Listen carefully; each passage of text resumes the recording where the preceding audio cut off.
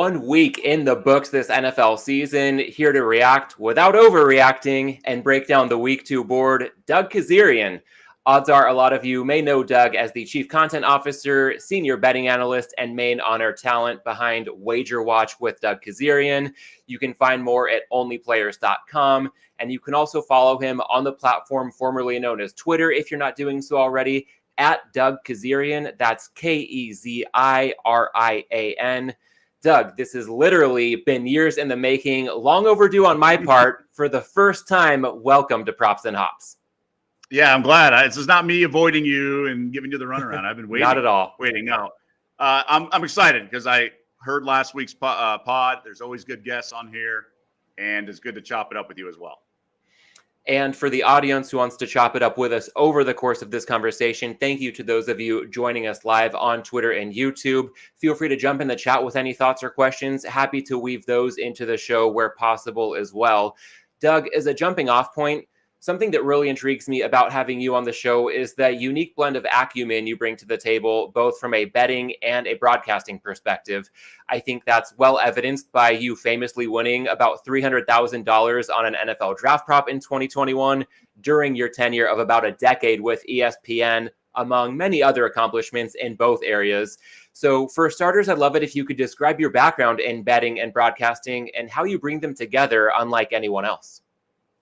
Well, thank you very much. It's a sort of dumb luck thing, but I think that a lot of people who've done it, their careers kind of fall that way and you just kind of stay nimble and pivot. But I came up through the ranks of broadcasting very conventionally. Now it's an unconventional industry, but if there's one common way, I did it that way. It's sort of like the minor league baseball parallel, single A, double A, triple A. I started out on camera, but in the single A of cities, if you will. So I did Missouri, then Iowa, and then Vegas.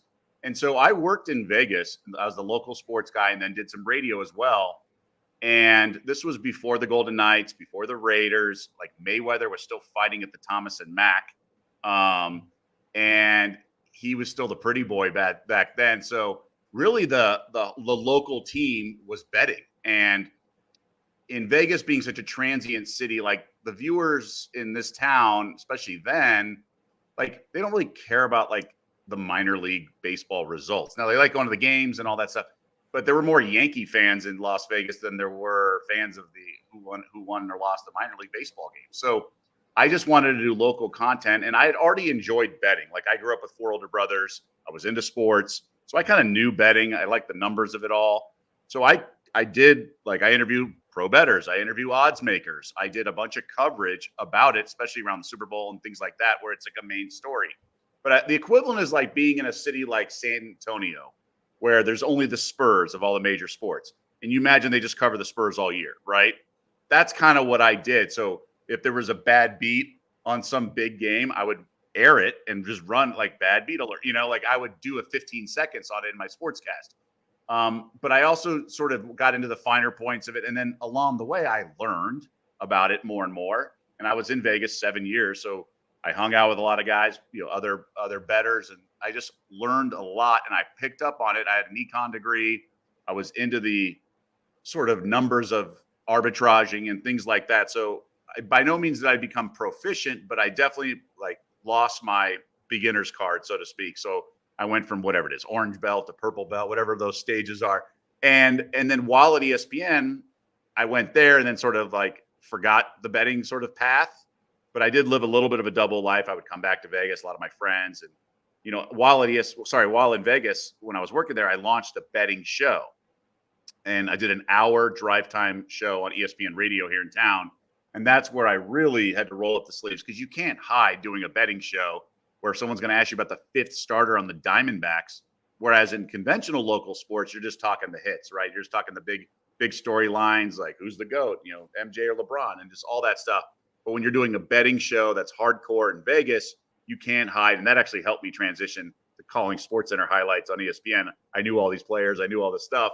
I didn't have to go sort of boot camp. And along the way, so within ESPN, once I was doing the conventional Sports Center and radio and all sorts of different shows, Baseball Tonight.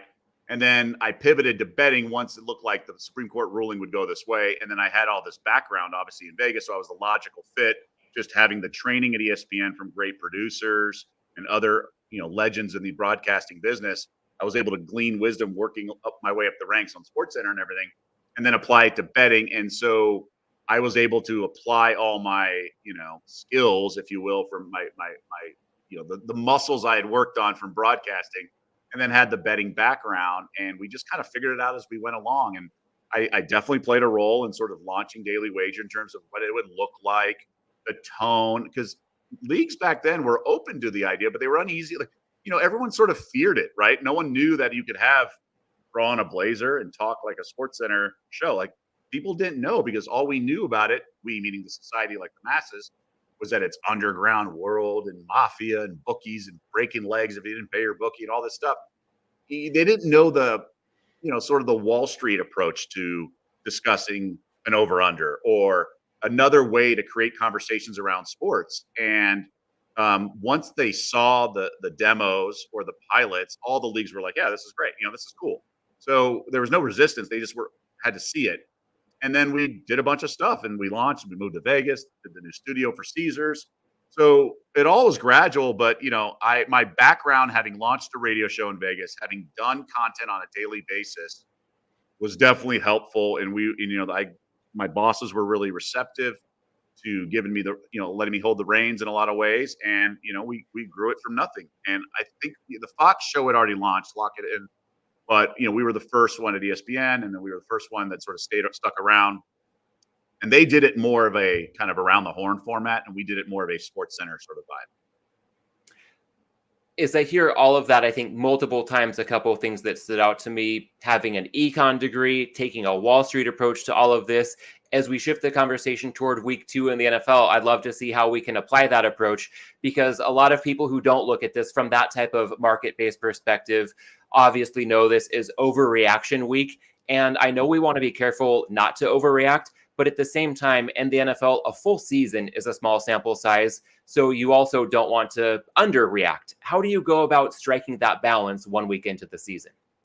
No, it's a great question. And I actually typically ease into the football season. My best months over the year, hands down, have been October and November. Typically, I know a lot of guys do their own work and trust their models, and they make, and there's more fluctuation in the market numbers in September. I just don't I don't use last year's baseline and things like that and my power ratings and things along those lines. I'm so much of an eye test guy, while respecting the numbers guys who influence the market. I think that's important. You have to respect it, but you can't be swayed so much. You have to also remember the math guys are the ones shaping the market. So you have to be contrarian, just much like the math guys were contrarians in the early 2000s when the market was shaped by so many eye test guys. So now the sharp money, the syndicates, the computer groups, all that stuff is shaping the market. So I think the opportunities are more the situational handicapping, like the amateur psychologists, the narratives. I do think there are ways, and those situations and opportunities will come up throughout the course of the season more vividly than maybe week 2 or week 1.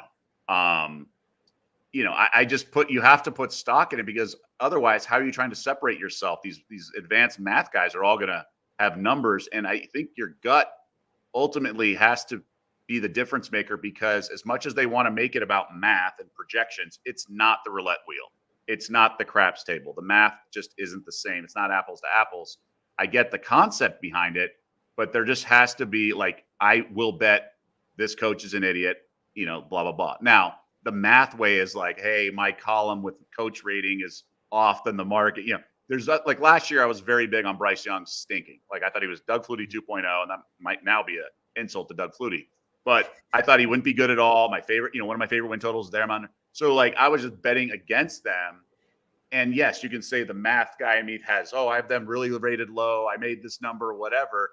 I just know I can't say I made this number 13, because they're never going to be, that's not going to be the number at home against a division team, right? I just know the market is stubborn like that. So I just say this is a good bet or whatever. But I get the process. I understand the why. And, from a broadcasting standpoint, my skill set and what you've been taught is to disseminate complex information in a clean, digestible way, especially material that's still pretty new to a lot of our audience in terms of the betting to the masses. But I think that helps you find inefficiencies. Just like look in the college game, like Oklahoma's offensive line in the opener against Temple was clearly not good. They followed it up last week, barely beating Houston. Like the secret's out on that, right? And you just have to react. Like, I don't care what their power rating was last year. So in terms of the NFL and not overreacting this week and things along those lines, I'm very interested to see what happens with this Green Bay situation, who their quarterback's going to be. Obviously, I assume it's Malik Willis. I think little things like New England winning and that advanced line going up from 3 to 3.5, because I guess Seattle looked that good in the opener, but they didn't. So that's kind of funny to me. But I'm not going to bet that half-point adjustment or whatever, because unless you do all the edges or the math or whatever, then it's silly to pick and choose which ones, like baseball.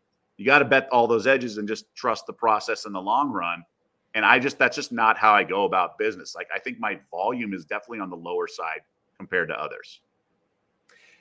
Spoiler alert to the audience, we will circle back on the Carolina Panthers, as well as your broadcasting background and distilling complex information in a more digestible way over the course of this conversation. But as you speak to that kind of blended approach of understanding the math, but also applying the eye test, how would you describe perhaps any week one surprises that you're reacting to most, as well as those that you're reacting to least? Well, I'm kind of annoyed at myself for not that Aaron Rodgers is the same as Kirk Cousins, but just seeing how rusty Cousins looked, coming off serious injury, not playing in the preseason. And I'm down on Rodgers anyway. Like, he wasn't good in his last full season in Green Bay. He was okay. And then I just think when your body gets old, like myself, this stuff just gives out. And, his Achilles injury wasn't something that was a freak tackle or anything. It was just something he had done a bunch, but his body doesn't have the same resistance. And I just wish I wasn't like on the Jets on Monday. I wish I trusted the Niners because I was on them a lot last year. But things like that, I guess that's a surprise. I expected all the rookie quarterbacks to struggle. So it's no surprise that Jaden Daniels struggled, Caleb Williams struggled. I mean, there's a learning curve, and how you look against these vanilla defenses in the preseason just isn't transferable to the regular season. Defensive coordinators play nice in the preseason. And Justin Fields last year, everyone was raving. It's like, well, great. First of all, he's facing like the second units and vanilla defenses. And so I guess that's a surprise how the Steelers looked competent at times on offense, but they really didn't, because the Falcons defense isn't that good. I would say I was disappointed with the Lions defense not reacting to the Rams O-line issues. I mean, you had safeties playing like 40 yards back when they're literally throwing like 5-yard passes every time, especially at the end of the game. They're trying to burn clock. There's Cooper Kupp wide open. It's like the safety's 40 yards downfield.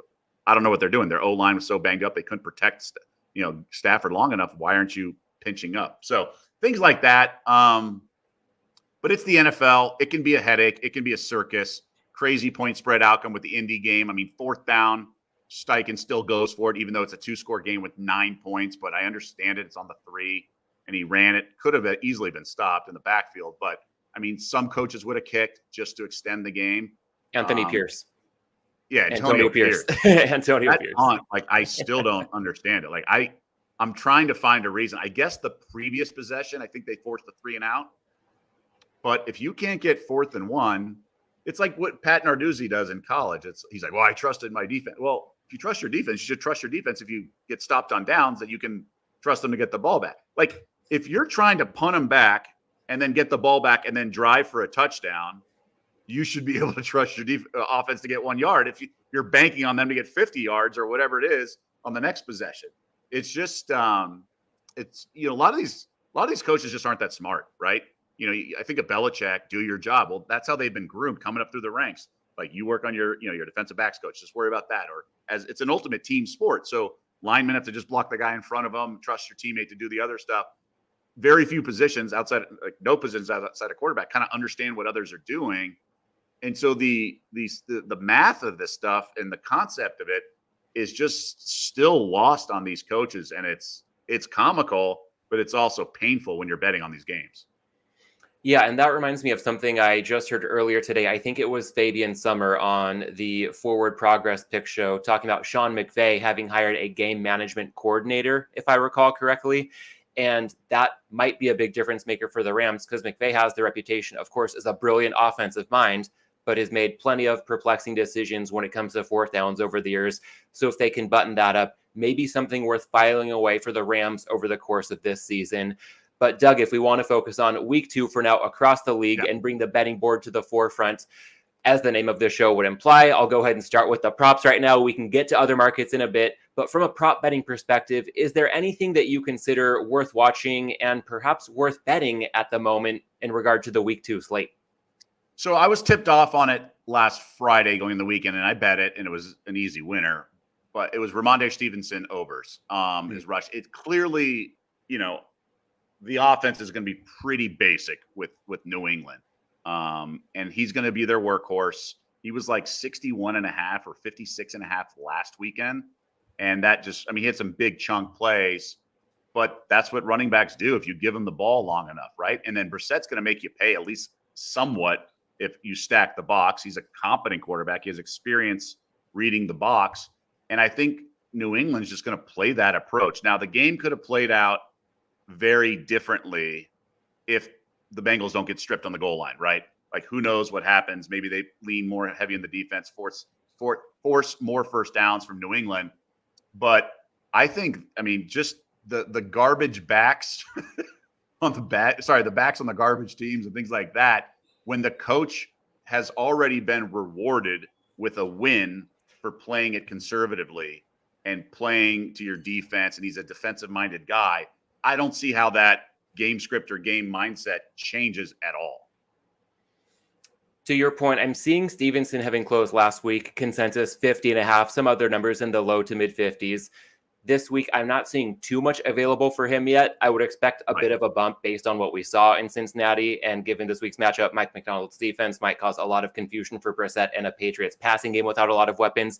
Is there a price point at which you would consider Stevenson bettable for rushing yards over once again in week 2? So this is where I don't make my numbers. I let the math guys just set it. And all you have to do in these situations is ask yourself. So like he had 120 yards, right? So they're not going to bump it to like 100.5. Mm-hmm. I just think the math, and correct me if I'm wrong, but the math guys use a lot of last year's stats as a baseline, and it really stays a baseline into a lot of the numbers for the rest of the season. Obviously a workload change and things along those lines. I get it. Like Mason on Monday night, right? Like that's different. But I just let the math guys do it. And I'm saying it's going to be more. So whatever the math says, I'm over. Now, that's because in my experience, I know it's not going to be like 85.5, right? So, but I don't say, if it's 65 or below, like take it. Like I'm good with like anything roughly around there because I am banking on, I guess it's my way of saying Gerard Mayo's affinity for running based on what happened last week in my head, which is my model, is going to be way more than whatever's projectionable because I don't think the modelers who shape the market are going to react enough to week 1. I am going to react to week 1. So that's my roundabout way of circumventing numbers and things like that because unless there's this incredible matchup, and that's the difficulty in the NFL, especially a guy like Belichick, is he would scheme based on the defense. So one week they'd run 50 times, and the next week they'd throw 50 times. And I think they're going to do their job, do their thing, and not worry about the other team shaping their game plan. I don't think Brissett's going to come out in sort of a pistol and just throw it a bunch. That's just not going to happen. So I think Stevenson, now if it's like week 6 and he's a workhorse and his volume, that's different. But I think they're going to go back, right to where what worked last week. I think they're going to do it again. You said that Stevenson's number is not going to be 85.5 as an example, I think, of a drastic adjustment that you're right. We're not going to see it. But as soon as you said 85.5, it made me laugh because I have a bet on the prop side this week for a receiver whose line closed at 85.5 yards last week. And that would be Amon-Ra St. Brown of the Detroit Lions, looking to take him over 80.5 this week. That's a currently available number at DraftKings and several other books in the range of a flat minus 115. And I know his number was higher last week. To quote Jan from The Office, after she checks the Ossobuco during the dinner party, not even close. ASB last week, just 13 yards on 3 receptions, 6 targets. I think a key difference-making factor this week will be the coaching, as well as some matchups on both sides of the ball. For the Lions on offense, Ben Johnson should have a field day scheming ASB open against a beleaguered Tampa Bay secondary, dealing with some cluster injuries. And speaking of Tampa Bay's defense, Todd Bowles, very aggressive, a weak pass rush without any support. I think we could see a lot of blitzing. I don't have to squint to see Jared Goff using a lot of quick releases to St. Brown in the short to intermediate area of the field. And Tampa Bay's defense last year allowed the most yards after the catch. They don't appear to be even as talented this year as they were last year. So I think by extension, Amon-Ra St. Brown could have a field day. Doug, any thoughts on your end on that handicap behind Amon-Ra St. Brown receiving yards over 80.5? So this is where I think the networks are really like missing. Like they'll do on Sunday morning a sit down with like Tyreek Hill and all this crud content that we could have done all week. Like they basically should be saying a show and have some defensive guy, if it's ESPN, maybe Ryan Clark or someone like that, explain why St. Brown didn't catch any balls. Did McVay change his defense? Was he shading a safety? All that, like, just explain it. But the problem with us as a society of consuming TV, like the Springer approach is going to get more ratings than the PBS approach, right? The Edge matchup on Saturday nights or the all 22 films, like you and I may love that, but there's just not enough demand for it to get commercials and ratings. So now we have walking bets, or we have other nonsense in the betting space that just, it's more morning zoo content, communal, bet with me, let's have fun together, instead of like, here's what an expert's saying.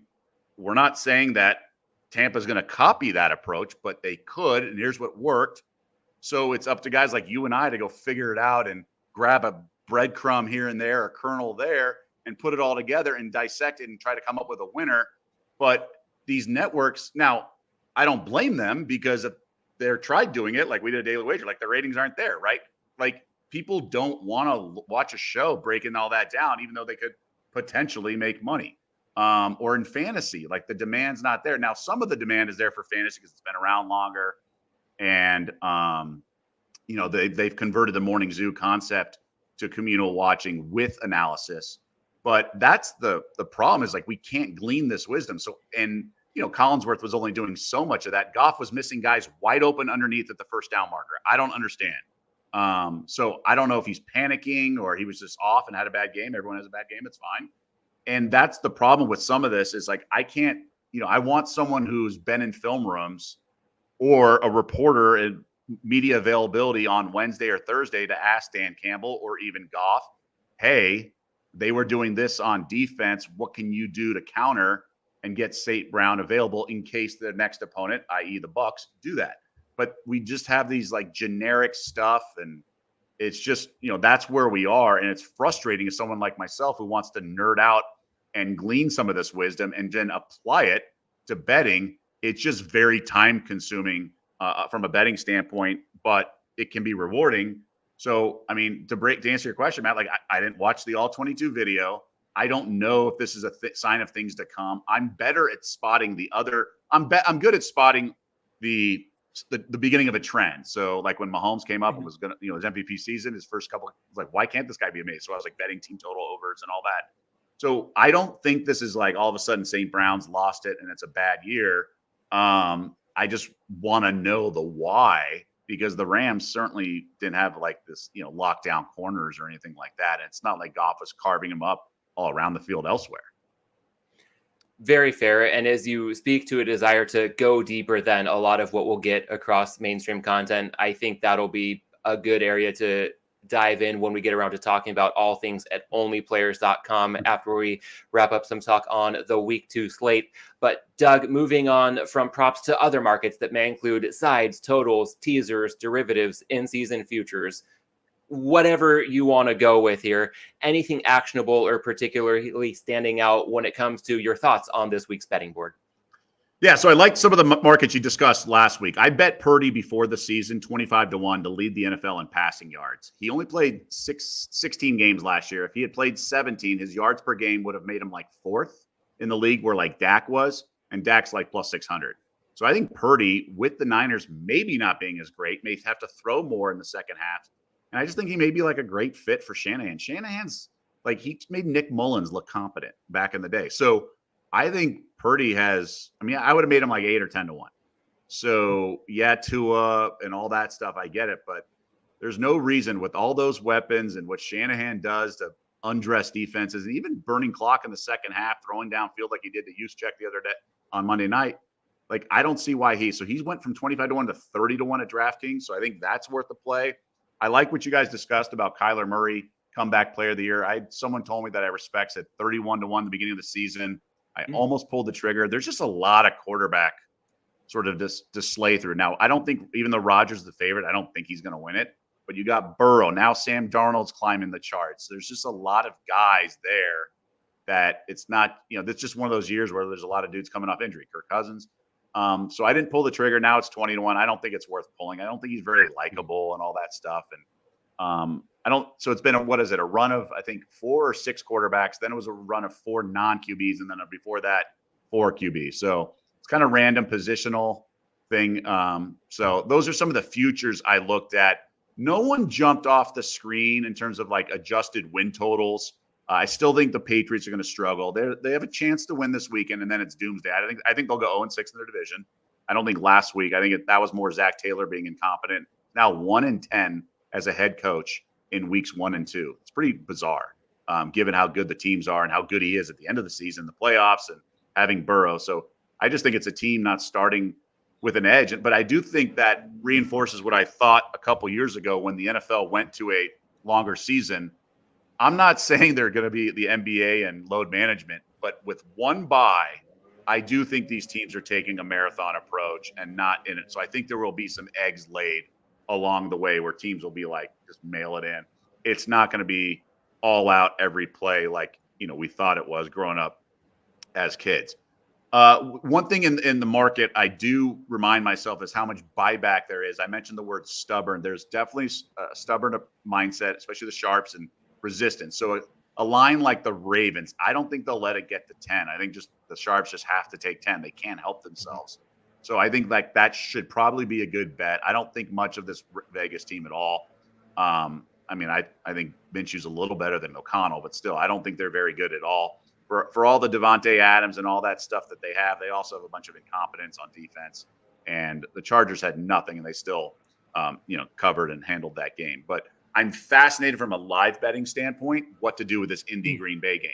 And I think that's important for people who are betting to understand if the closing number or the mark is really soft based on injuries and the giant unknowns. That's going to provide opportunity, in my eyes, in the live market, because the algorithms take that closing line and bake it in to the juncture of the game, score and time left. But if that is way off, if you think that is way off based on, what you have seen so far, so like week 1 halftime lines, right? It's like, wait, this team's out of whack. Like the Bucks and the Commanders, like that line should never have been that low after seeing the rookie QB having to go into the heat and all that. So I'm going to be very, very attentive on that Indy Green Bay game.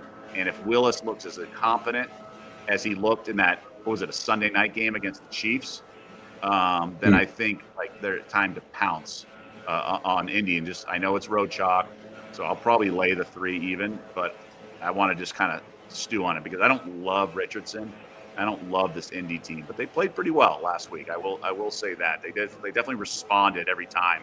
But I think Houston's a good example. Like I'll lay the 6. I don't think you can overreact to that. I think Houston showed me more than Chicago did in terms of I feel better about thinking Houston's good. I wanted to see it. I wanted to see them respond, and they weren't just reading the press clippings in the offseason.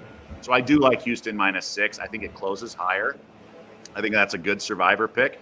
I'm a USC fan. I like Caleb Williams, but there's just going to be some growing pains along the way. So I think 6 is a reasonable price, and there's got to be a way to play that in Survivor. Just lay the 6.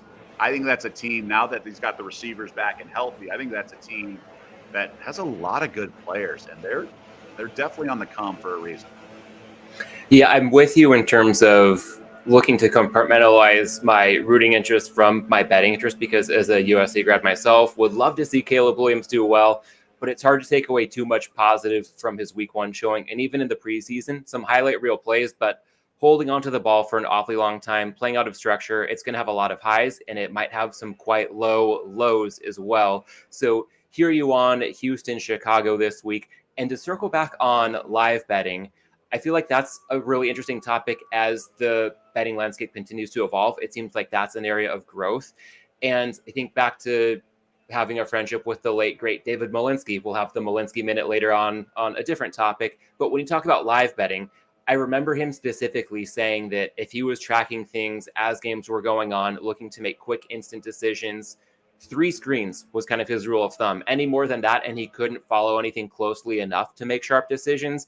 And any less than that, he might be leaving some meat on the bone. So when you talk about wanting to really pay close attention to Indy Green Bay for some live betting opportunity, what kind of setup do you look for in terms of how much else you're following? I think when that game's happening, there may be 9 other games going on simultaneously. So how do you juggle Indy Green Bay versus other live betting opportunities across the rest of the slate as well?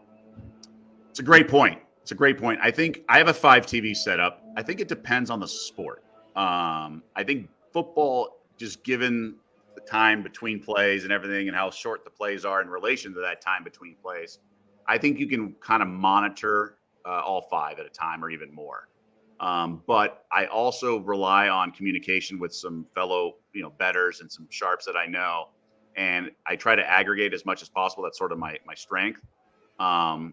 But you're right. Like, it can be distracting. I remember it was, NBA, there's like 5 games. It was like LeBron back in the original Cleveland days. Like, he had 60 or something in Charlotte, and he was on one of the TVs that didn't have sound. I was like, it's like fourth quarter, and I didn't realize that was going on. So I think, Dave had a point there with, you got to be careful thinking just because you're watching a game doesn't mean you're really watching it. But with that game, I just think we don't know if this line should be Green Bay -3, Indy -6. Like, we don't know at all. And the odds makers don't really care because they're going to get 2-way action. I used to ask them when load management really started getting egregious, I used to ask odds makers, why are you putting up a line? They're like, what do we care? We're going to get 2-way action.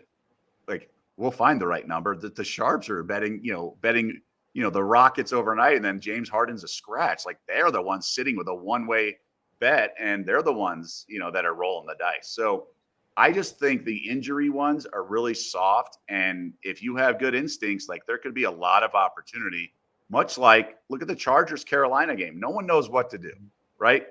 Do we do the Chargers in Survivor? Can Carolina be that bad again with this quarterback whisperer and all this hype? But remember, he didn't even play Bryce Young until the last preseason game when, looking back, was he trying to find the worst defenses? Like, the guys who were on the fringe of making the league to boost his confidence. I mean, it's one thing to be short and not being able to see over the line, but even on some of those rollout throws, he couldn't make. And maybe the pressure's getting to him, maybe all the negativity, but I mean, you can't make that line 7 because then the sharps will bet it, and the books don't care if the public wins. So, but maybe that line should be higher. Just maybe the Panthers are that bad. I have a thought to run by you on that game, but speaking of live betting, I guess this will be live betting adjacent because the game isn't taking place until Sunday, but I'm seeing some money on Cleveland come in as we record this conversation Wednesday mid-afternoon Pacific time. And the first bet that I wanted to run by you on the week 2 slate to see what you thought, Cleveland +3 -105 at Jacksonville. Those are getting snapped up. So anybody with us live, I still see that Caesars appears to have Cleveland perhaps at +3 even money. I feel like the number was better. Cleve TA, last week's guest, cleared out the +3.5s and most of the +3 even money that was out there with a release earlier. Maybe +3 -105. I would say a reduced bet, but consider something in the range of 0.8 of a unit for Cleveland. In terms of the handicap, I recall Steve Fezzik on the Even Money podcast opening my eyes to the fact that entering the season, the Browns were perceived as the better team here, slightly higher win total, tougher division schedule to the limited extent that we can project strength of schedule. And that implied that the line has been shaded toward the wrong side of 3 up to this point this week. And a bit more on the matchup, courtesy of Cleve Analytics. The Browns offensive line may be fortified, getting Jedrick Wills Jr. back or Jack Conklin. Either way, they won't have to deal with a game wrecker like Micah Parsons on the other side. And the Jags secondary, weak to begin with, now likely without top cornerback Tyson Campbell. The The Browns' passing output was suppressed last week, not only by Deshaun Watson's continued ineptitude, you could say, but by 4 drops. I think there's at least some element of positive regression coming for a bounce-back performance from the Browns' offense. Now, looking at this from the other side, in the spirit of trying to counter any bet you're considering making, the Jags suffered a misleading loss last week, a 2-play sequence that swung the game by 2 touchdowns. Travis Etienne fumbling near the goal line en route to the end zone. Next play, Tyreek Hill, long catch and run, touchdown Dolphins. That Etienne touchdown would have made it 24-7 Jags in the late third quarter, assuming they make the extra point. Instead, in the blink of an eye, it's 17-14 Jacksonville. We shift from game over to game on. Both of those plays, very impactful, but not so predictive when we're talking turnovers or 80-yard catch and run type of plays. Thinking about the Browns here as well, and perhaps the bear case on them, I feel like they're ripe for swifter, stronger adjustment than your typical poor showing in week 1 because of all the uncertainty around Deshaun Watson's health and talent these days. If last week was any indication, we got a resounding thud out of the gates on that front, and off-field issues really hard to quantify, but hard to think that's not going to have any impact. Right. Doug, all things considered, for any Cleveland +3 reduced juice offerings that are still clinging to life out there, any point of view on possibly snapping those up? Zero desire to bet. All right, let's go. Let's hear it. None. I think bettors by nature have FOMO. And so the math guys are, I don't want to speak for everyone and generalize everyone together, but they're afraid of like not betting. They don't want to overreact to one game and what they last saw. I get it. And I get what Fezzik's saying about the win total, but keep in mind, some of that's baked in as Nick Chubb returning after the first month. So, but that's not the team we're seeing this weekend. And we see teams that over and underperform their win totals by several wins every year, right? So why can't the Browns stink? Or is the Dallas defense that good? Like, I don't think so. Yeah, Parsons is a beast. But if Deshaun Watson can't hit anyone that's open and throws the ball out of bounds, and he's a head case, now, God forbid Brady would explain any of that during the broadcast, and any NFL analyst all week could explain why Deshaun Watson went from leading the league in passing yards a handful of years ago to this. I just tell me, like, someone explain this. But no, we can have First Take telling us which quarterback is, which coach is more on the hot seat and things like that. So it would be, for me, Jags or pass. I wonder how Cleveland handles this Florida heat in September. I know that's always been a Dolphins competitive advantage. Now Miami puts their opponent in the sun the way the stadium is structured for Sunday, not maybe Thursday night football. But I do think that is a factor. Now, how much of one I just know, and I know the math guys love their 3 and all that, but as much as I respect the market, how tight is the market in September versus later in the season, right? And that would be my pushback on some of this. And last week, there was sharp money on the Lions. They got bailed out. Sharp money on the Raiders. No dice. Now, there was other sharp money on those dogs, right? Tennessee felt like the right side, obviously. But Washington, never thought that was the right side at all. All those 3.5. So the Colts money game came in at 2.5, things like that. So sharps are on both sides of the game. Of every game, for the most part. Like, not all created equal, but you just have to trust your own stuff. And for me, there's no reason when you have a list of 16 games, okay, take away Monday, take away Thursday, 14 games on Sunday. When you have sides, totals, money lines, teasers, props, out of all of that you're going to tell me one of the handful of best bets on the board is Cleveland +3 at Jacksonville. I don't care if you win. There's no reason, after how Deshaun Watson played and what your math says, you can't justify that in my world. There's too many unknowns and moving parts. So no, I can't bet that and go lay -105 or 110. And then, you can't bet these awful teams or awful player or whatever it is. Now, I agree, you can't overreact to 1 week. And I do think anyone with half a brain understands the Jags played well last week. But no, I will not step up to the counter and fire on the Browns. There's no reason for that. I'd rather take an awful team that I know is bad, getting like double digits or something in college or things like that, where you can justify it much more. Now, pick'em leagues are different. Pick'em, you got to pick every game. I can understand that for sure. All very fair, and that leads me to believe I have an inkling as to where you'll go with this next one. You talked about the Panthers-Chargers game a bit, and this one just a lean for me, so I'll lay out my thoughts and get more elaboration from you on it. Carolina, the line now +6, hosting the Chargers. I know I've got my Charger shirt on for those catching us on YouTube or Twitter, also in video form on Spotify. But as we talked about earlier, I really do prioritize compartmentalizing my rooting interest and my betting interest. And when this look ahead line was Chargers -3, and I see a 3-point adjustment off the king of key numbers right away, that at least captures my attention. And I realize there's nothing good to say about Carolina getting throttled 47-10 in New Orleans last Sunday. But watching that Chargers game against the Raiders, they didn't look as good as that 22-10 win and cover would suggest. +3 in turnovers. We kind of touched on it earlier. I think you could argue their MVP for the game was Raiders head coach Antonio Pierce. Few of the more cowardly decisions you'll ever see when it comes to kicking were involved in this one, including that infamous punt on 4th and 1 from the Chargers 43, down by 6 with just over 7 minutes to go in the game. That's about as rough as it gets. And as you posted yesterday on Twitter, I still can't believe Antonio Pierce punted. Doug, that makes two of us.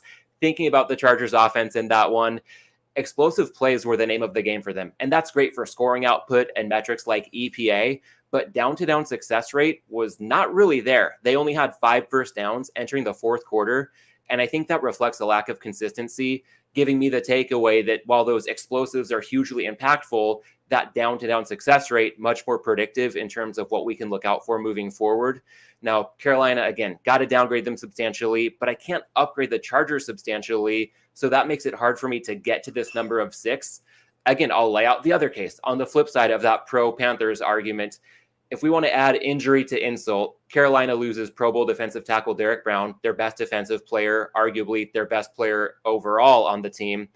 And it's never good timing to lose somebody like that, but it may be particularly inopportune timing for a matchup against a more physical Jim Harbaugh team. And I do have that mental hangup. It would feel so stupid losing a bet on Carolina this week after everything we saw from them in a dreadful 2023 season, a dreadful 2024 opener. Although I just feel like if everybody probably feels that way, maybe that explains a lot of the one-way action we had seen on the Chargers and potential value on Carolina. Full disclosure here, I linked Carolina +6.5 before a release by Hitman a couple hours ago, wiped those out and moved the market to 6. So for me right now, it's Panthers or pass. If you're taking the 6, maybe a slightly reduced wager amount compared to the 6.5s that were out there. Doug, what's your perspective on this matchup? So you always, we're midweek. You want to read the market. So it sounds like they've demonstrated that there's going to be buyback at 6.5. And I think ultimately there'll be buyback at 6. I think this closes 5.5. That's my gut. So if you like the Carolina side, I would wait because clearly it's not going to 6.5 because they're going to gobble that up. So you already know you can get -6. So that's just one thing to evaluate. Obviously, things can change. You're never going to bat 1,000 on this. But for the most part, you know that you can get -6 at any point. Now, do you want -6? I agree. The Chargers were pretty limited offensively. Harbaugh doesn't work miracles overnight in all of his stops. He does take some time to build what he wants. He's coming in with a quarterback and all that. It's not like a total strip down situation. I would have a hard time, kind of like what I was saying earlier, of all the bets on the board to think Chargers are -6. I can't envision Carolina winning because I just don't think Bryce Young is an NFL quarterback. I just don't. He's tiny out there, and something's wrong mechanically or whatever. I just don't think they're going to fix it overnight either. In a pick'em league, I might take the +6 just because these coaches are cowards and punt, and the back door is always open. What Steichen did last week was very surprising. So I would probably take the +6 in a pick'em league, but not feel good about it. And I'm not taking the Chargers in a survivor. I think there'll be other opportunities when Harbaugh's got his things humming more effectively. But I couldn't fault anyone for picking against Carolina every week for sure, because I did last week. Yeah, served you well. And I would say a couple of quick follow-ups to that end. When you're talking about just a lot of the vagaries with a matchup like this, another notion I learned from Dave Malinsky, oftentimes when there is so much uncertainty and some bad teams, or at least the Panthers we know are bad, the Chargers, we're not sure if they're really any good right now. minus 110 with the added variance of a matchup like this might play out more like minus 115 if it ratchets up the variance. I hear you that if you're really uncertain, the best advantage we have as bettors is to pick and choose our spots. The books have to line every game, so no problem looking elsewhere on the board. And I'll also note that if the Panthers can't unmask the Chargers' offensive limitations this week, Pittsburgh hosts the Chargers next week, and I feel like the Steelers might come in the sights in a hurry should the Chargers win and cover this Sunday convincingly. And if we see another big day from J.K. Dobbins in Carolina, it's going to be a possible opportunity to bet Dobbins rush yards under in Pittsburgh, pending the market reaction, because not a lot to feel good about Carolina. But if we have a 2-0 Chargers team riding high, the Pittsburgh defense might be quite the reality check after what we saw last week against the Raiders and what we may see this week against the Panthers. And with live betting component too, this we talked about it with the Indy game with Green Bay. Like there's a lot of moving part. Like I want to assess the first couple of drives or maybe just the first drive with Carolina. If they look as lost, I mean, Deontay Johnson was the big acquisition, the O-line improvement. He had 7 targets, 2 catches. I mean, if this is a mess still offensively, then I'm okay pouncing on the Chargers in game. And with all these closing numbers, and this is the other reason, because I'm not playing $100,000, $200,000 straights. You're going to be able to get a different line, maybe usually more favorable once the game starts. So, we talk about, especially in the playoffs when there's like 2 games on the board, it's, you talk all week about a half point here and there. And literally within 4 minutes, 3 minutes, it's like 1.5 point one way. It's like gone from 3 to 4.5. And so there's so much movement. Now, limits are higher. There's a 30-cent straddle in game for the most part, but you have to think of things along those lines. Like when you make a live bet, you're really just betting till the next time out. Like, is this the absolute nut number I can get on the team that I like? Is this going to change? Like, you just know if they cross the 40, then the number is going to go from 2.5 to 3.5. You just know certain things about what's going to happen with the market based on what could happen. So you're really just evaluating that drive. You're not doing a drive prop that they offer, like, well, this drive ended up punt and score, field goal attempt, whatever. You're doing that based on the game line. So that you can apply that to these closing lines with so many moving parts with, is Carolina that bad? Like, the in-game algorithms not going to adjust enough if Carolina goes 3 and out and looks lost. Now, that's not necessarily predictive for the entire game, but it could be. So wouldn't you rather bet the Chargers after that first drive? Now, you might have to lay 6.5, but you're getting essentially starting the game with the ball and second half because you got them to go 3 and out, and you kind of saw what you needed to see. I'd almost rather lay the 6.5 with those data points. And that's something to kick around just in your head on now, because if Carolina starts driving, looks a little bit more confident, and even if they punt, you're like, all right, this adjustment, like you said, Matt, from 3 to 6 is just way too high. So maybe if they punt and pin the Chargers on the 10 or something, I'd rather take 6, knowing that Carolina at least looked like they did some stuff during the week, and the market's just way too high. Yeah, that's one thing I'll be curious for early on in the game, is seeing what kind of push the Chargers offensive line can generate. Again, they had some great explosives against the Raiders last week, but down to down, there was not a whole lot of room for the running backs or Justin Herbert to operate. So especially with the Panthers losing the backbone of their defense up front, I'll be curious to see if the Chargers can just get a push. And that might be very indicative of what to expect over the course of the rest of the game. Now, Doug, if I may pivot to another West Coast team traveling multiple time zones back east, playing in the early time slot on Sunday. One more lean from a side perspective I wanted to get your thoughts on this week. Minnesota +6 hosting San Francisco. Less of an overreaction from week 1 and admittedly a bit more situational. Steve Fezzik noted on Even Money this week as well that we might not see Christian McCaffrey again for San Francisco. If he's ruled out, I think we could see the market move off this semi-key number of +6 for the Vikings. And that's not to say the Niners aren't an elite team. We saw that in spades on Monday night against the Jets, but it is a tough travel spot on a short week, and the Vikings didn't look like any slouch themselves, plus a big home field advantage in an era where home field advantage seems to be dwindling across most of the rest of the league.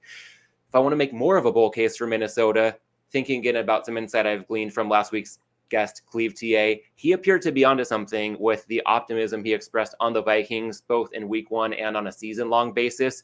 Sam Darnold at his best under Kevin O'Connell with a strong supporting cast, that may well come to fruition. One thing to consider as a fly in the ointment here, thinking of Darnold's supporting cast, Jordan Addison, likely limited at wide receiver if he goes at all with an ankle injury. He didn't practice today. And if Darnold's supporting cast gets weakened at all, that's when some of his limitations may be more on display, especially against a team like the 49ers. So, Doug, it's Minnesota or pass for me at +6 hosting San Francisco. What do you think about this one? 100% agree. I think Minnesota may be look, I wasn't a Sam Darnold guy. He had the hitch in his windup, and that's why he had so many interceptions. But, they had horrible quarterback play at times last year, did Minnesota. I will say San Francisco, this may not be the flat spot we all think it is, because last year they lost here on Monday night, and I thought Purdy played awesome. Now, it just so happened Cousins had a career night, but that was a really good game for Purdy, and just Cousins made plays and Minnesota offense made plays. But that was it was also a fun game to watch on Monday night. So I could see San Francisco being able to get up for this game. But you're right. There is a home field advantage in a league that has that dwindling. It's a lot of points. Shanahan's not afraid to cover, though, to be up and throw the ball. But for me, it's absolutely Minnesota or pass. But I'm inclined to maybe bet the over more at 45.5 more than I would the side. But like in a pick'em league, I don't even hesitate. I take Minnesota. Because the Niners struggled at times last year. And if they don't have McCaffrey, like they had some close games. I think they had 2 or 3 games in the first half of last year where they had live line, they were underdogs. Like I think at the Rams, they only won by 3. This game, the Minnesota game, and there was another one. And that, ironically, those were the games Purdy played like really well. But I think the number's too high. And I think, again, if you like the dog, I would bet it now because I don't think the sixes are going to hang around for a while. Very fair. Well, I think we've covered a lot of good ground on sides. I also think there might be quite a bit to discuss when it comes to teasers this week. And I'll start on a macro level, building on something that came up last week with TA. He mentioned that teasers hadn't been good for him lately, and that inspired me during our conversation to check my own tracking. And I reminded myself of an alarmingly poor ROI on my end as well when it comes to teasers the last 2 years. Week 1 was more of the same, going 0-2 with my call on Cincinnati and the Giants. On one hand, I'm inclined to think that getting good numbers, crossing through 3 and 7, and getting good prices, -120 or better, is going to win over time. When we're talking 2-team 6-point NFL teasers, there's a reason that most books are charging more than -120 these days, especially across Nevada. But on the other hand, they've been a losing proposition now for me and apparently plenty of others for 2 straight seasons. So, Doug, how have your teaser results been these last couple of years? And with that, how do you view the value or lack thereof in betting them in 2024? Well, like everything, it's nuanced, right? So I think you have to understand that the market in September is not the same as November and December, right? So teasers are going to carry more value at the end of the season, in my eyes. And I also think we know that over-unders, obviously, the lower the total, the more valuable a 6-point teaser is on a side, as long as it's through the key numbers. I also think you have to have a gut eye test, so to speak, where like, what's the variance of this game? Like, I would never have teased the Giants game because they could suck this year. I think they were their ceiling was like 8 or 9 wins. Maybe not. Maybe once they get those uniforms off, they'd be better. But I do think like certain games have potential to be blowout, even though it's like 1 or 2 point. I wouldn't tease the Colts game or Packers up because we don't know what their true power rating is without Jordan Love. The odds makers don't. No one does. The originators don't. So I'd be very careful with some of these. Now, I can't fault you at all for the Bengals. I thought they'd win. I was involved in a teaser myself. So even if I wasn't, that's fair. Like that number came from 9.5 to 7.5. So it was kind of a big number. But one thing I want to urge some of our newer bettors, and maybe this week is not the best example because there are a lot of teaser options. But one thing you can do, and this is what I do, and we'll talk later about, people we have, like clients or whatever. You don't have to do a teaser. You can do an alt line 2-leg parlay. So you can take a 4.5 dog. Maybe that's a bad example. 3.5 You don't have to take it to 9. You can just go to 8.5 or 7.5 by buying those points in theory, right? An alternate line. And then parlay it with another alt line from like a 5.5. Don't waste the 6-point price tag. Do it to the money line or whatever, 2.5. And then you'll be getting like plus 135 or something instead of minus 120. And you're just going through the key numbers, but you're using like a half teaser and then a 2/3 teaser leg, 2/3 of 6 points or whatever it is. You can just do that. So these people who fill TV segments just are, taking a +4 down to a -2. It's just like, or sorry, -2 to +4. It's like, you don't have to do that. You can do an alt leg parlay and gives you much better payout. And obviously the hit rate is not the same. You can, you're getting plus money. So these are things you can do. Don't just be married to the shopping. It's like this discount shopping when you're, it's just the dopamine you get for buying sale items. It's like, well, I love this. It's like, yeah, I'd love these guys who do these super teasers. Yeah, I'd love to move a line 13 points. But the problem with that is you get so accustomed to doing that, you can't look at a regular point spread the same way. So you have to hit 4 legs of like 13 points in the WNBA or whatever it is.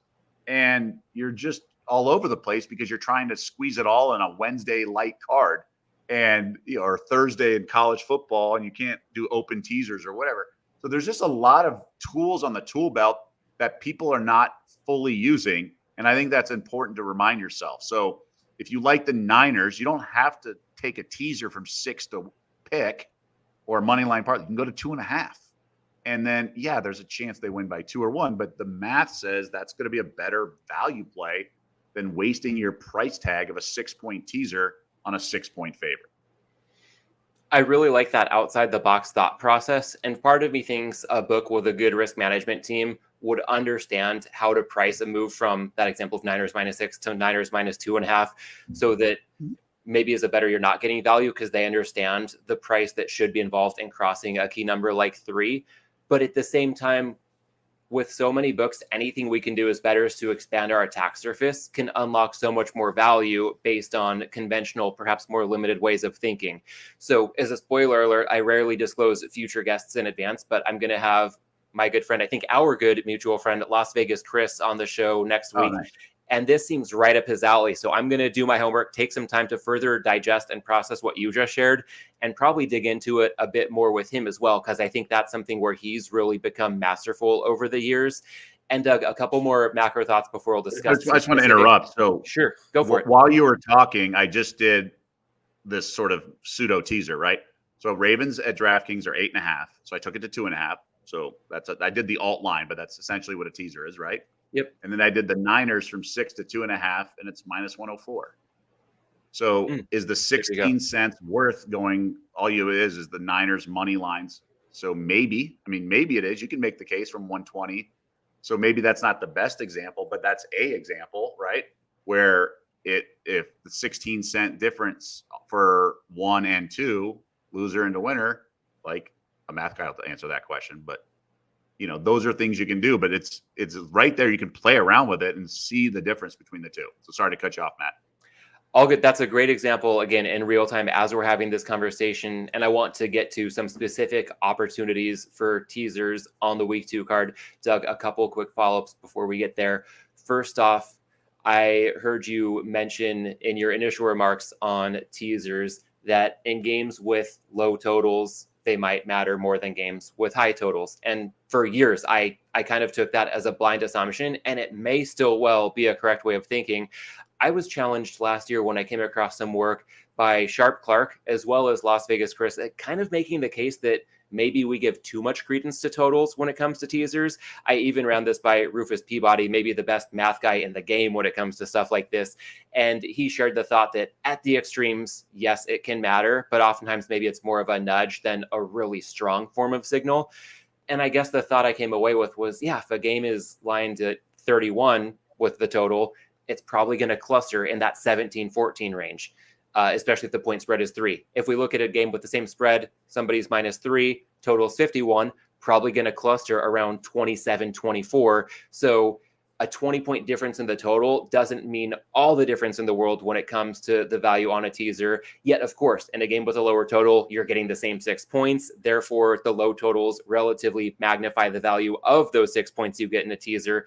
So not to get too in the weeds on the math here, but I guess, have you checked that assumption yourself before and really thought through just how much do totals matter when it comes to making decisions in teasers?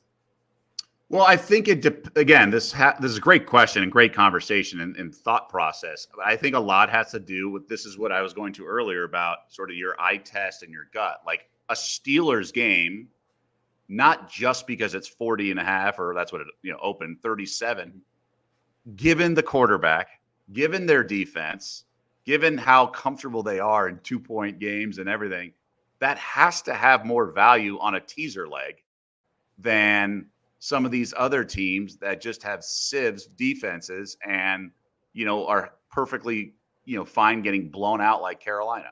Right.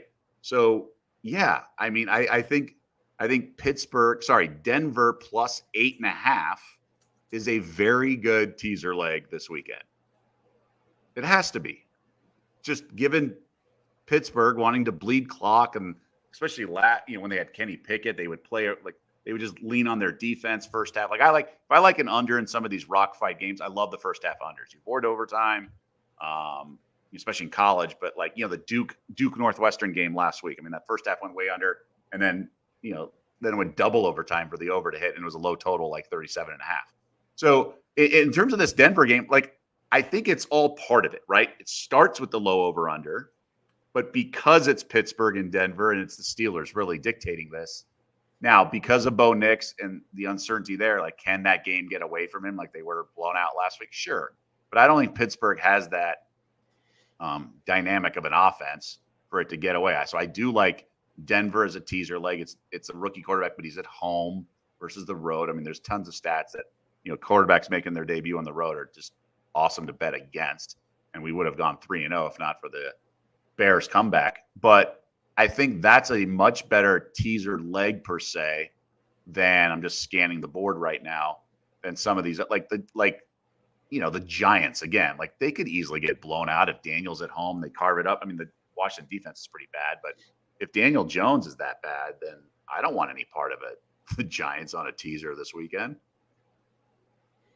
Makes a ton of sense. We'll get to those specific options and a few more here. I do want to close the loop on your thought as well of the market being less efficient early in the season than later in the season. So from your perspective, and if you're advising some of your clients, would you recommend either not betting teasers as often early on in the season, or if they're betting teasers throughout the course of a season, perhaps consider increasing your staking as the season progresses and the market gets more efficient? So I think it comes down to a few things. And I think the one thing I try to drill into their head as I do one-on-one sessions and stuff is just is this an action play? Is this just your muscle memory? You need 4 plays in the morning slate of games, and you only have 2, and now you're searching for 2 other things, and the teaser makes it much more palpable because you get to adjust the line 6 points in your favor? Or is this really like a smart approach, so to speak, because of the nuances involved in this game, like great defenses, low total, all that stuff? And that is sort of the method to the madness I think you need to break down. I think all this stuff is, so much of it is, are you scratching an itch? Are you just need something with you wake up Sunday morning, you're ready to fire with your buddies and you want some action on multiple games that you have to ask yourself. And that's okay. That plays a role of entertainment.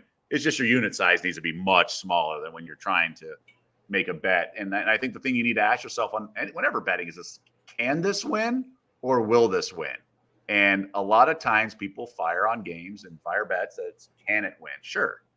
But more often than not, is it going to win? And that's what you have to ask yourself. You were asking me earlier on opinions on games. I'm in pick'em leagues. Obviously, I'm in Circa Millions and have to do all this stuff. It's I'm looking at some of these, and you've got to play devil's advocate in general. So no matter how much you love a play, somebody really sharp really likes the other side. So even if it's a random college game, you just got to remember there's someone who either knows that team or whatever, or is, the math, just likes it a lot. And you have to play devil's advocate, poke holes in your own theory. What are you prioritizing? What are you weighing a lot? And so going back to the teaser thing, I definitely think teasers better later in the year, unless you really think you have a great read on a team, like you think they're totally undervalued, like all that good stuff. Or, if it's a staged, like if it's to the Sunday night game and you want to set up a middle or things like that, you think there's a way to create a derivative or whatever it is where you think it's the right way to approach it. So you're doing something like outside of the conventional, just straight, 2 legs, 3 legs and rooting it in.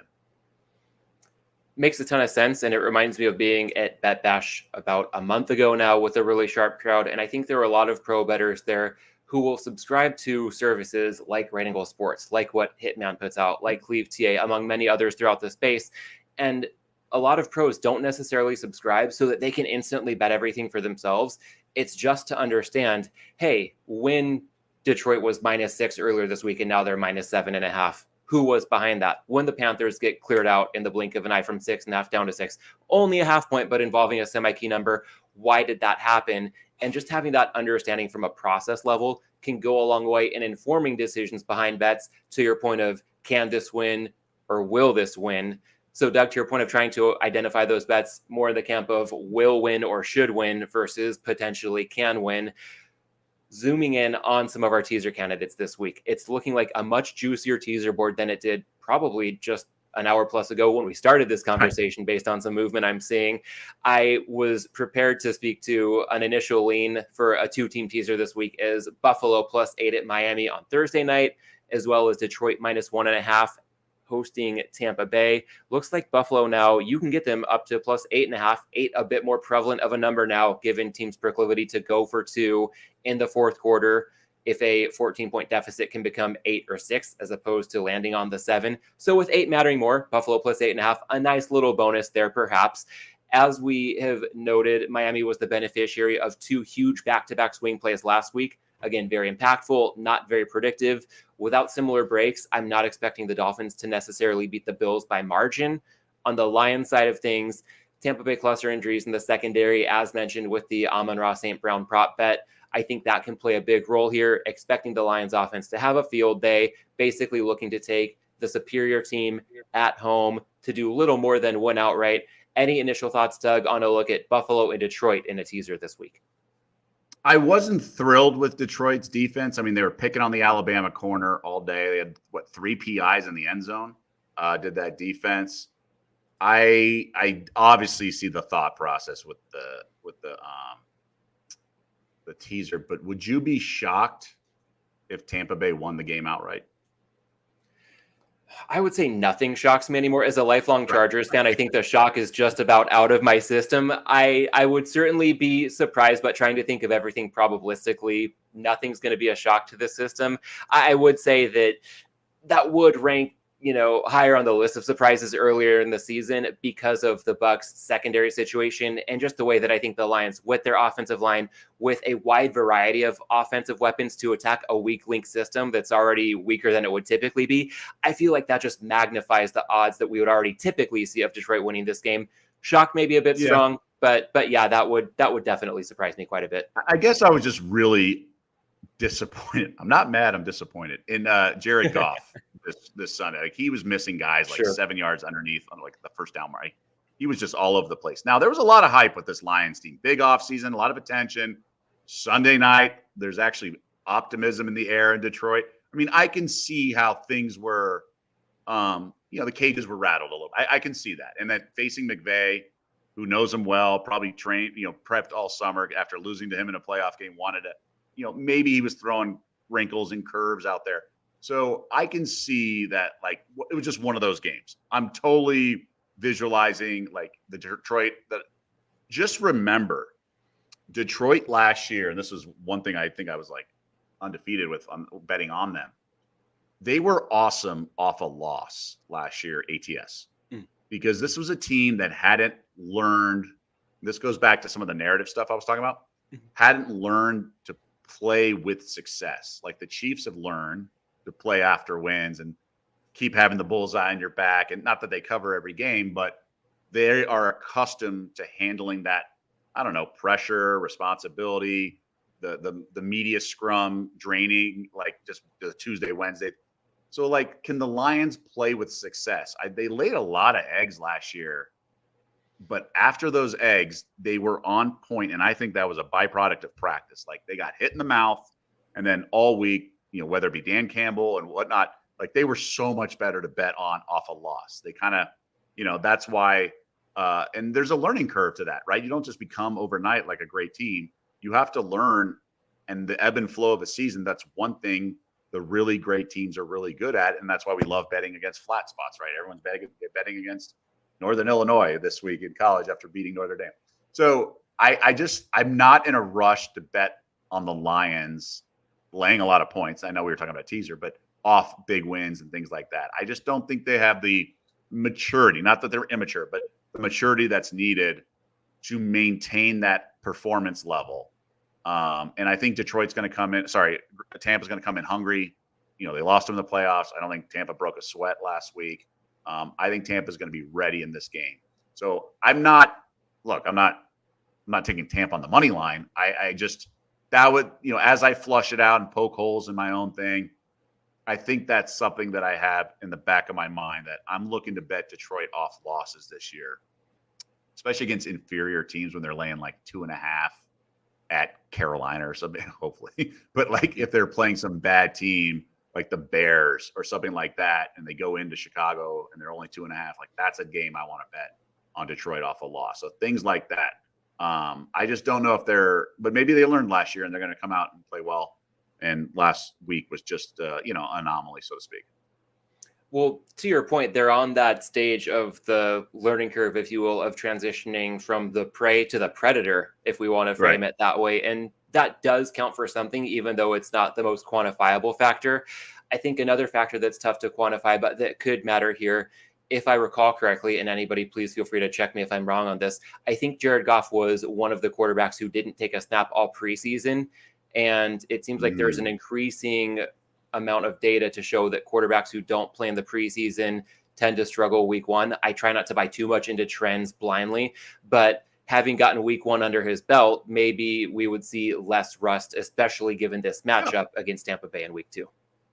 Yeah, I'll tell you a similar thought process. And I actually like Tennessee this week quite a bit, plus 3.5 at home, because the Jets last year with horrendous quarterback play were a very good, like frisky team when things went right. Now they got their butts kicked because they had incompetent quarterback play at times, but like they played that Jets game. They played the Chiefs on Sunday night when Mahomes slid inside the 5, and they played some games where their defense, they sort of rallied around like that underdog. And now they're playing with like almost swagger because they have Aaron Rodgers and he's not a savior. Like I think this Jets team's got some issues. Especially if the Sauce Gardner, they said it wasn't injury related and he returned, and I don't know what's going on. It looked like he was hurt, but they said he wasn't on the Monday night broadcast. The team told Lisa Salters. But and I don't think they're very well coached. I think Rodgers is all over the place. And did he look really good? Like that one drive was awesome. He was what happened is, and I'm surprised. I don't know what. Again, I would love an analyst to explain this, but he was breaking the huddle early and at the line with 15 seconds to go. So he was seeing what the defense was doing, whether he ran a guy in motion or did a hard count. And then he just knew he was beating him with his brain. He's like, all right, well, they're going to do this. So I got to check down at 6 yards. And he just matriculated the ball up the field and they scored a touchdown, right? And that's what he was doing. It's like, I don't care how good your defense is. I know this game. I'm pushing 40. I've been around forever. And if you're doing X, I'm going to do Y. It's just that simple. So I don't need the communication I can just go to the line of scrimmage with like 13 seconds left on the play clock, and I have enough and you saw them, they would do this, and then the receivers would do this back or whatever. And it was just running like a 4-minute offense. And he scored that first touchdown of the game. They're up 7-3. And I was like, wow, like they could just carve them up. And then they didn't do anything the rest of the game. So I don't know what the heck happened. I just think Tennessee's going to be, I don't think they're like dejected or emotional. Like, I think they're going to be a good bet on team for this next game. And I don't think much of the Jets. And the Jets goes back, to come full circle. Like, I think they were better, like picking themselves up off the mat last year and the rallying around the defense. Now they have sort of an arrogance to them or a confidence that's not really justified. Yeah, they have Rodgers, and obviously that's an upgrade from the garbage they had at quarterback last year. But I just don't know if it's offset. I think 3.5 is too many points. Now, keep in mind, I liked under 6.5 wins for the Titans, so it's not like I thought they'd be very good, and I still don't think. I couldn't. I thought the line would. I thought their win total would be 4.5, 5. But they showed me some things, and I just don't think the Jets are all that. And it's a short week, all that stuff. I don't think they're going to go in and dominate, or it's going to be one of these ugly games where they win by 3. Yeah, I think of all the teams that didn't win outright or cover in week 1, Tennessee probably had the best set of underlying metrics to suggest that they will be better than the scoreboard moving forward. And Doug, to keep this back on track with teasers, if you will, for a moment here, we talked about Buffalo and Detroit. You also touched on Denver and the Giants earlier. One more leg that's a little outside the box, but maybe a fit for a 6-point teaser. The Eagles down to -0.5 point, basically just taking them on the money line, hosting Atlanta on Monday Night Football. Now, starting at -6.5 means not crossing through 7. But I think a key factor here, the Eagles money line consensus is in the range of -300. And the break-even price point on any given leg and a 2-team 6-point teaser at -120, each leg you're basically laying -285. So while we're missing the key number of 7, we're actually saving about 15 cents when we look at just a pure mathematical value perspective on the Eagles. A lot of other handicapping factors, perhaps when it comes to the way Cousins looked in his first game back from the Achilles injury. So I know that we touched on the Broncos and the Giants, but any thoughts on the Eagles as a potential non-Wong teaser candidate on this week's board? I don't know, because of the commute from Brazil and just that field was so wonky that I just don't know. Barkley was great. I just don't know what to make of this team. I said this about the Eagles coming into the season, and they weren't passing the smell test. And I'll ask you this. You heard so much about the dissension, potential, friction with Sirianni and Hurts. And then they just tried to, nothing to see here. They're like, oh, yeah, they worked it out. Yeah. Did they? Or is this just a volcano waiting? Was it miscommunication? Was it a misunderstanding? What was the reason? Does he now only talk to his OC? What was it that it actually was enough that it got reported, and then now it's not getting reported? So what changed? Oh, it was there's got to be substance to it. So I guess going into the season, I was like, Hurts is going to win that face-off every time. Sirianni will just get fired. And I just wanted to know what the reason was, and I just don't know how those things end well, once a couple lost. So that's in the back of my mind, not necessarily for Monday night. You talked about the rust with Goff. We talked about it with Rodgers and Cousins. Atlanta's got to look a little better on Monday night, right? That Eagles defense isn't that great, and, it's better than facing TJ Watt. So but we have Kirk Cousins on Monday night, and hard to bet against that. And he obviously had a miserable time against the Eagles the last time he faced them on Monday night through a couple picks. Much different situation. But I think the link will be rocking. Obviously, it's an acceptable teaser leg for the way you outlined it. I don't want the not taking Atlanta money line. But I was a believer in Atlanta coming into the season. I really was. All those weapons, they finally got a new coach to exploit those. Pitts catches a touchdown, all that stuff. So I still think the ceiling of Atlanta might be pretty high this year. Yeah, and it seemed like they were actually using Bijan Robinson properly. So As long as he could hold up, that might be another reason for optimism. So I guess it's tough to identify any two slam dunk teaser legs among what we've discussed so far. I would say for the audience, we've discussed 5 possible fits for 6-point teasers in Buffalo, Detroit, Denver, the Giants, although there's a big fly in the ointment with the Giants. And we also discussed the Eagles here. So if you like at least 2 or as many as all 5, I think it's worth noting a couple of price points to keep in mind if you want to get a positive expected value wager here. 2-teamers, I think it's widely known among remotely sharp crowds that you want -120 or better. But for 3, 4, or 5-teamers, there might be some value at books that are pricing 2-teamers beyond minus 120, and you can get value in bigger subsets. 3-teamers, if you can get plus 160 or better. 4-teamers, if you can get plus 250 or better. And 5-teamers, if you can get plus 450 or better. Again, the more teams involved in a teaser, the less often it's going to win. But with odds that I've just mentioned, I think it means that the payout that you'll be getting when they do come through can offset the reduced probability of any one larger teaser getting home. Do you ever dabble, Doug, in teasers beyond the standard 2-team 6-point format? No, but that doesn't mean it's not good to do so. Like you learn stuff every day, and maybe I will. I try to filter stuff. It's like, really, is there really 3 good legs this week, or is this just am I forcing it? I think the only ones I feel comfortable with this week is Denver up to 8.5 and the Ravens from 8.5 to 2.5, because there are 8.5s right now. DraftKings, Circa. That's the one. Those are the ones I like the most. So we saw the Raiders a couple of years ago win the early game with Carr at Pittsburgh in week 2, but TJ Watt got hurt in the first quarter, had to lead the game. It changes everything. And Carr is more competent than Minshew, although they're both got their issues. I would say the Ravens. They don't play well as the favorite. They're better as the dog. And gosh, Lamar Jackson, I understand the headline was the toe on the line at the end of the game, but he missed so many throws, and he's just – but their problem is they can't play from behind that well. I think they're better with the lead, and they'll run, and I think that's how this game will unfold. So I don't think much of Minshew, although he beat them last year, and I actually predicted it. I thought it was a good underdog play with the Colts. It was a sandwich spot, total sandwich spot for Baltimore. It was a round 2 Baltimore division opponents. Is that the one where Minshew ran out of the back of the end zone late in the game? Did he? I think so. I think we had they won in overtime. That was the famous moment. Yeah, I think that was a famous inadvertent safety on the quarterback there. But yes, I remember Indy coming through because that one as well. I had Baltimore in a teaser, I believe.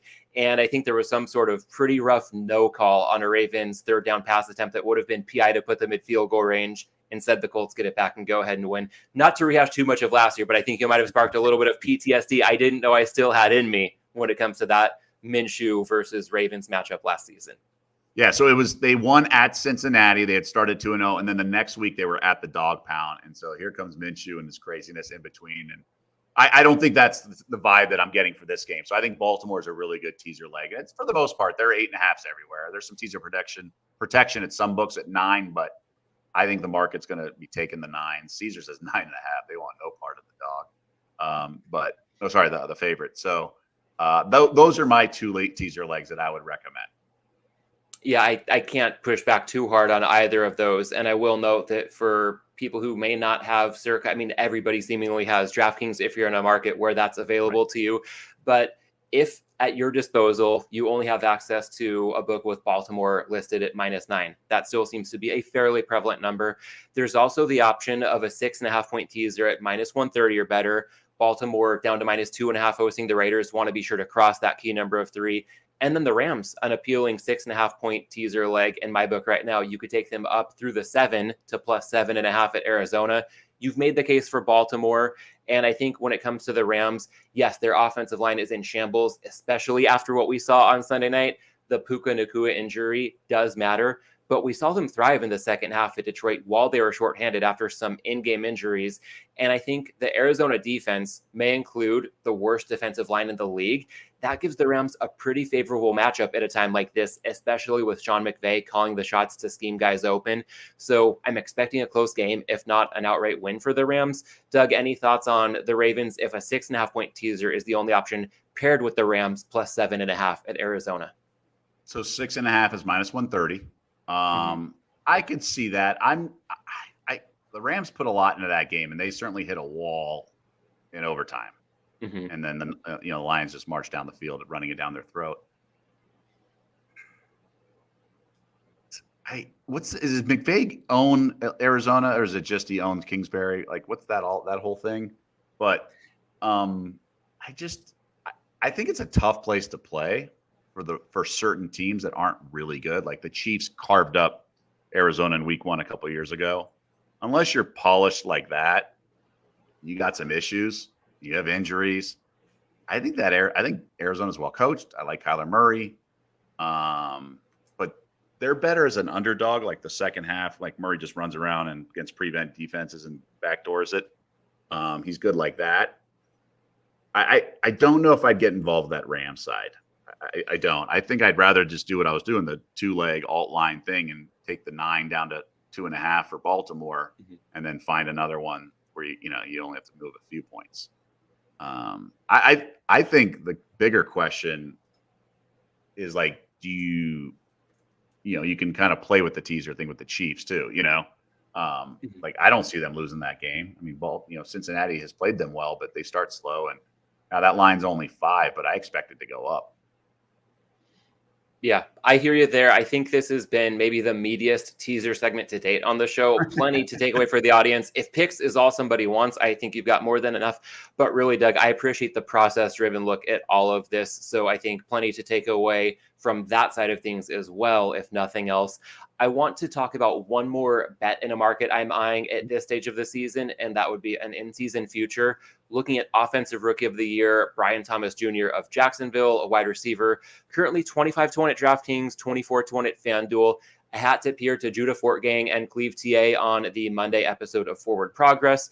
Judah also brought this up on today's Forward Progress pick show, and I think that cleared out any of the remaining 28-1s that had been available. Still think it's worth a flyer at 25-1. My takeaways, thinking about external factors first, the rookie quarterbacks struggled across the board in week 1.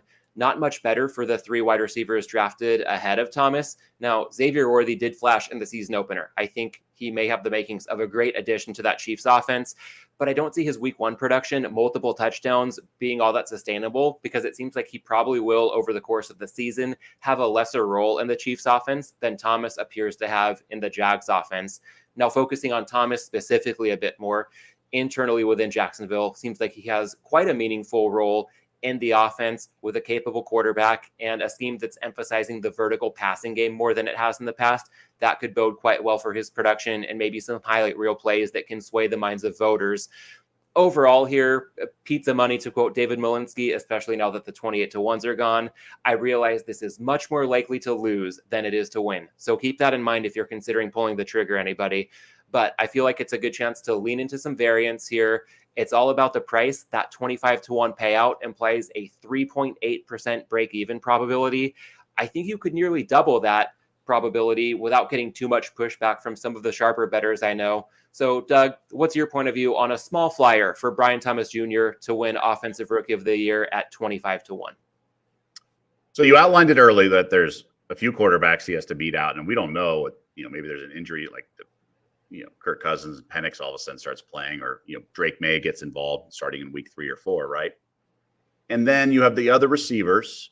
But to your point, I mean, Thomas should have the same. Lad McConkey is 16-1 right now. Like they should be flip-flopped, right? But I just wonder, because it sounds like, yes, he's part of the offense, but he's going to Trevor Lawrence is going to spread the ball around. He's got a lot of options. You even got Evan Ingram there too. That's my concern. When Jamar Chase won, he was a dominant wide receiver, and he beat out, quarterbacks in that. So for a quarterback not to win this, now this is not the MVP. This is a production award, and non-quarterbacks certainly win this award more than non-quarterbacks win the MVP. But there's a lot of room. Now, is it better than 3.8? Oh, yeah. Yes, I would say that there technically is value at 25-1. And I do think this is important with all futures. Like if he has a big game this weekend, those numbers, that 25-1 is going to be long gone. It's not going to move to like 22-1, right? Like you have to look at what the potential is, for what's Caleb Williams going to move to, good or bad? He's not going to move to minus money. If he has a great game, he's going to move from like plus 165 to like 125. Tops. Mm-hmm. So this is one that can move, like will have a drastic adjustment. But it's only week 2. I would avoid. Now I'm a sucker for long shot plays and all that, but I'd hold my powder on this one. I don't see it happening, even though there's probably technically value at 3.8%. But if you think there is, fine. But you got to bet them all. Anytime there's value and like small edges, you got to be consistent with that. But I'd keep an eye on it. It's one of those things to monitor. Yeah, I hear you there. And that's why for me, if I do see value, it's tough for me to stay away. But again, very small bet knowing there is so much variance in a market like this. And Doug, pivoting away from the betting boards, but to other markets where there can be plenty of variance, I know contests are also in your wheelhouse. You cashed handsomely last year in Circa Million. How would you describe your top tips for that and similar contests with that format you've touched on, pick'em pools over the course of this conversation, say other pools with similar formats of 5-point spread picks per week? Yeah, I mean, I think it's when the volume is as high as it is in Circa Millions, I think you just have to play what you want. And Buddy said this last year, and it really resonated with me. You never know when you're going to have your best season of handicapping, right? Last year, I mean, I wish these contests were incremental because I went tied for 14th. I'd love to be, oh, sweet. That means next year, like I'm going to be under 500 this year. I just know. But I think you just never know when you're going to have your best season. And I think you just got to play your picks. Like you can glean wisdom. You're like, oh, sharps are on the. It's the NFL. They're getting a half point here and there. The 5 games you like, you want to go down swinging with your stuff. Now, you want to absorb as much information, aggregate, do whatever you do normally. Listen to podcasts, read columns, get it all. But ultimately, you want to go in that foxhole with your 5 plays. Obviously, late in the year, you can do some game theory and things like that. Or if you're in like work pick'em leagues, much different. There's only 15 guys. You got to, I'm in a league where the guy sends out, it's emailed, and I have to reply with an email.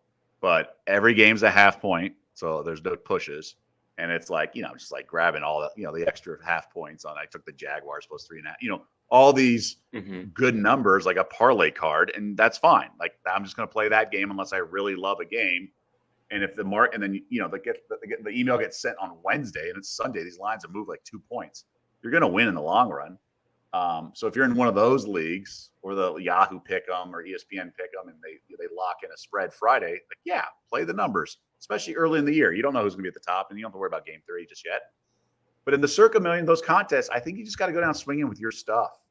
Now, when you're betting, maybe bet less if there's like sharp move, because the sharps ultimately will win, and you don't want to be betting against all. You don't want to have like non-closing line value, but you got to be careful. And if you really know a team or it's your alma mater, it's a college thing, like just trust your stuff, but don't be reckless. You got to respect the market. But the last thing you want to do is just, be putting steam on your card and it to be a bad week. And you're like, what am I even doing this? Because everyone else is doing the same picks. Like you want to go down with your own stuff. And I think to that point, it can be really overwhelming trying to just mentally wrap your head around all that can go into pick'em contests like that. Maybe that explains why something like Circa Survivor is just blowing up in terms of popularity. I know the Bengals were that landmine in week 1, although they weren't quite as heavily picked as I would have expected. I know. I was surprised to have as much company as I did on Seattle, but happy to advance with the Seahawks nevertheless.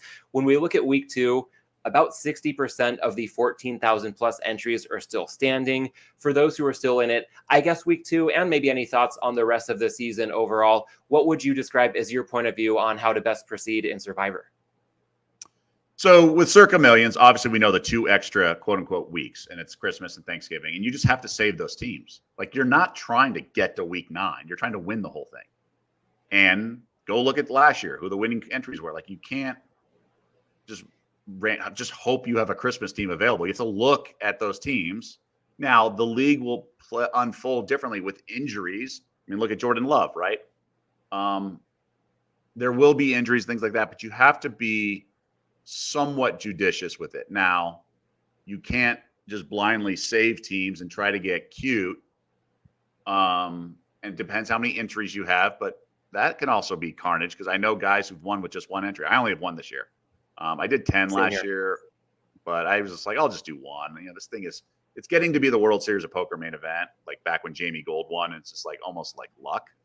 But with that being said, there's a lot of dead money in both pools. There's like 45 people didn't turn in their pick. I mean, just get your picks in. There's your plus EV.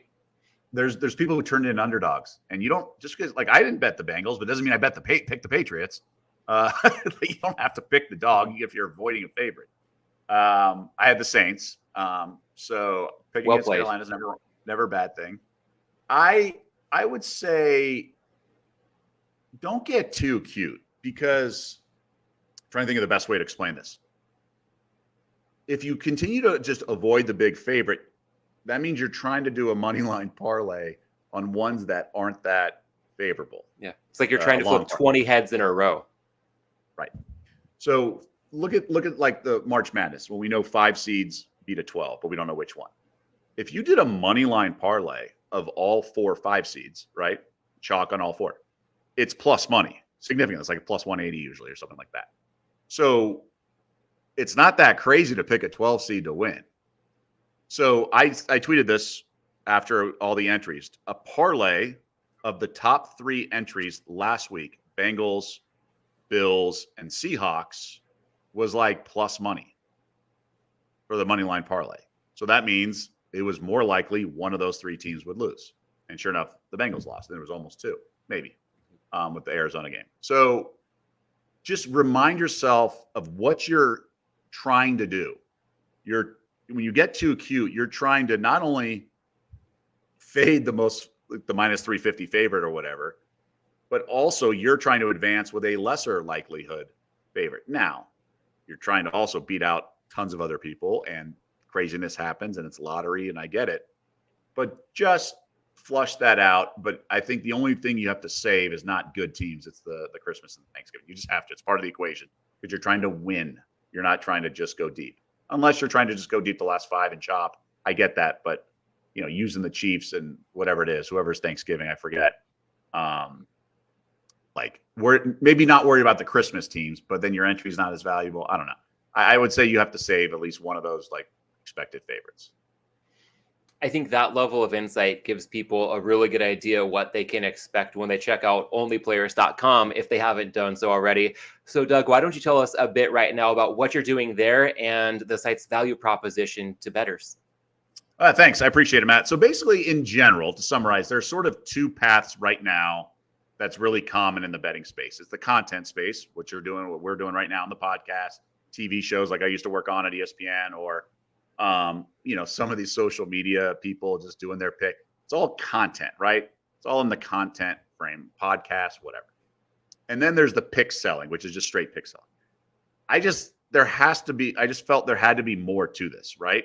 So the content space, while I appreciate our deep dive on teasers, things like that, it's, best bets when I was a daily wager. It's like, well, no one bets one bet every day for the same amount. Just doesn't work like that. I wanted to simulate the betting experience. And so I wanted to incorporate an app that had second half lines and things like that, and 1 through 5 units. And I wanted to be sort of the transparent white hat component to things. So I did everything for free for a year, put every bet I've ever made, all that stuff out there, and showed I'm a positive bettor. And then I happened to be 14th in Circa Millions. And then I hit another 100-to-1 draft prop, right, with Brock Bowers going to the Raiders. And I just showed you it can be done, but this is how it's done. And this is why I'm limited at 6 books right now.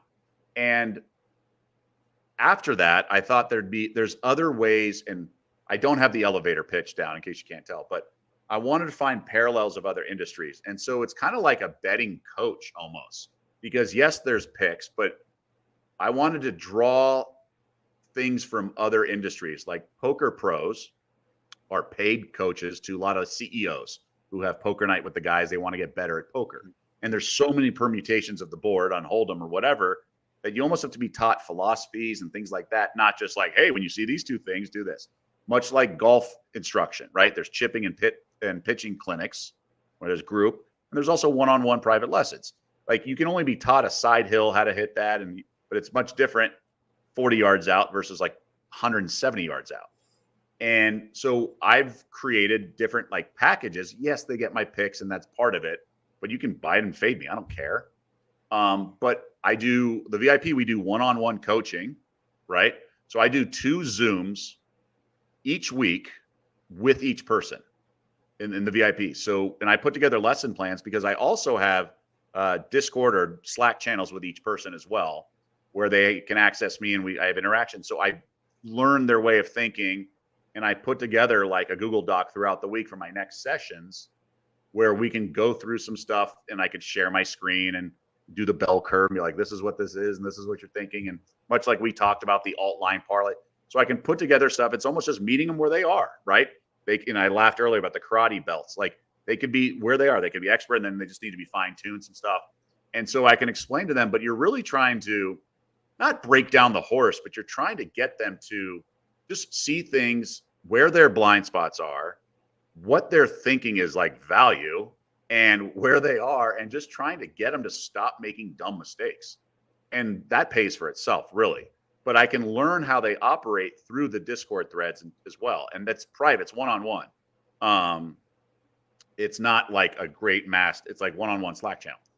And then I also do like mass alerts. Like I just saw on FanDuel today as next week's Oklahoma Tennessee line at -2.5 for the Vols in Norman, -115. I think the line should be like 5. So I email blast, hey, our intel says that this line's going to close, and so you can bet it now, or I'll do like market assessments, kind of like the old days of finances of what the Motley Fool was.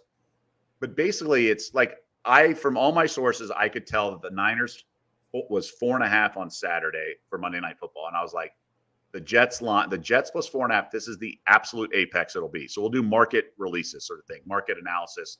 I'll just blast that out. Or if there's like a stale line, which, I had a couple draft props over the years where I can just blast people to be on sort of the lookout and be like, hey, this is a draft prop. This is really good. This is a mistake, or this is stale odds.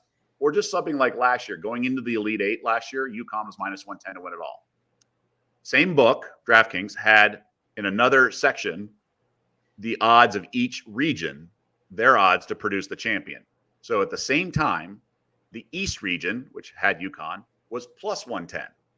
So in this, I tweeted it. I go, hey, if you like UConn -110, you might as well just bet the East region +110. You get a better price, and you get Illinois for the sake of it as well.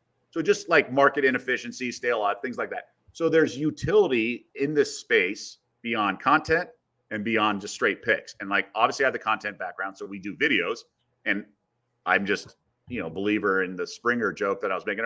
So all my videos are like 60 to 90 seconds, and they're one-on-one. Like, here's what's going on. Here's what I'm hearing, just the scoop. It's like the Cliff Notes and what you need to know. People at home don't have all the time that I have.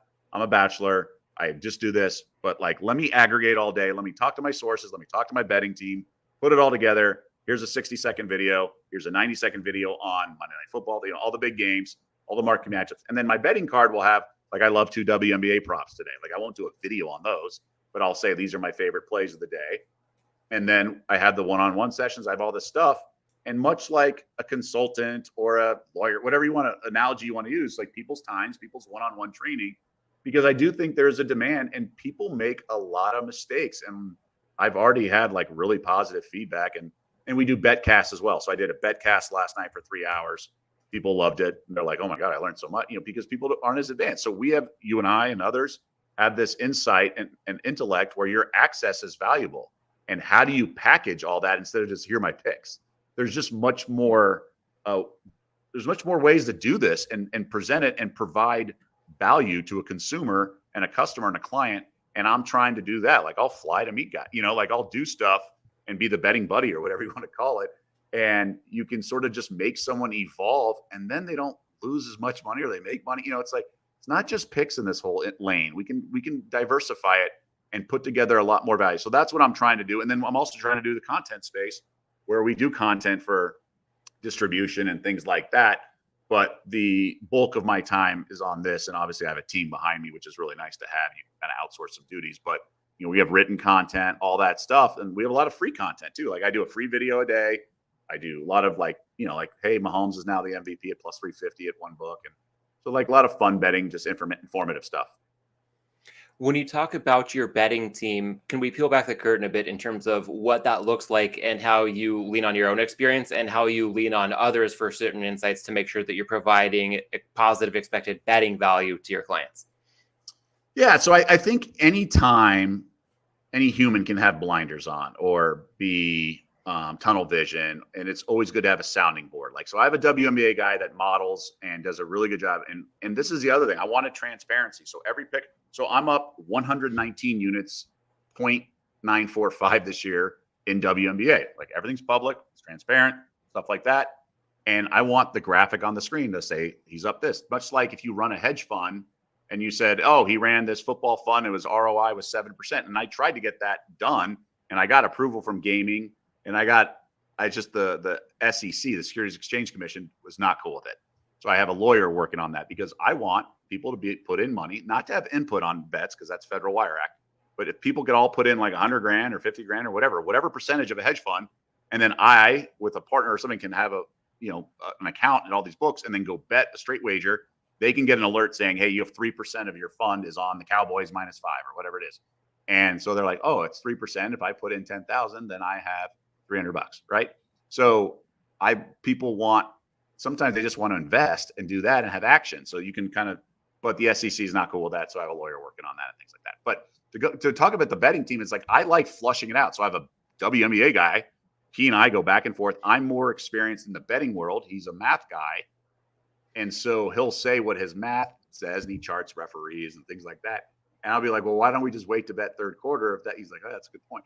So we'll do stuff like that, or I'll push back on props. And, he's been following this for years. I've been following the WNBA for 4 or 5 years. So while the books and menus have expanded because of Caitlin Clark, like, we know these teams and things. And I just think there's opportunities along those lines. And so the betting team is, it's just like a circle of friends or circle of people you respect that you can always use as a sounding board and push back against. Ultimately, you make your own decisions, but you can't just be one. Much like people have a computer and formulas and stuff. I have people I flush it against. Even odds makers I'll talk to, and they have access to 1 million accounts they've profiled, right? So they're almost like a subdivision. And I can, not every day, they don't text me on like a red bat phone, but I'll be like talking to them because they'll pick my brain. I remember talking to, who was it? Somebody who's like a beat writer in the NBA at ESPN.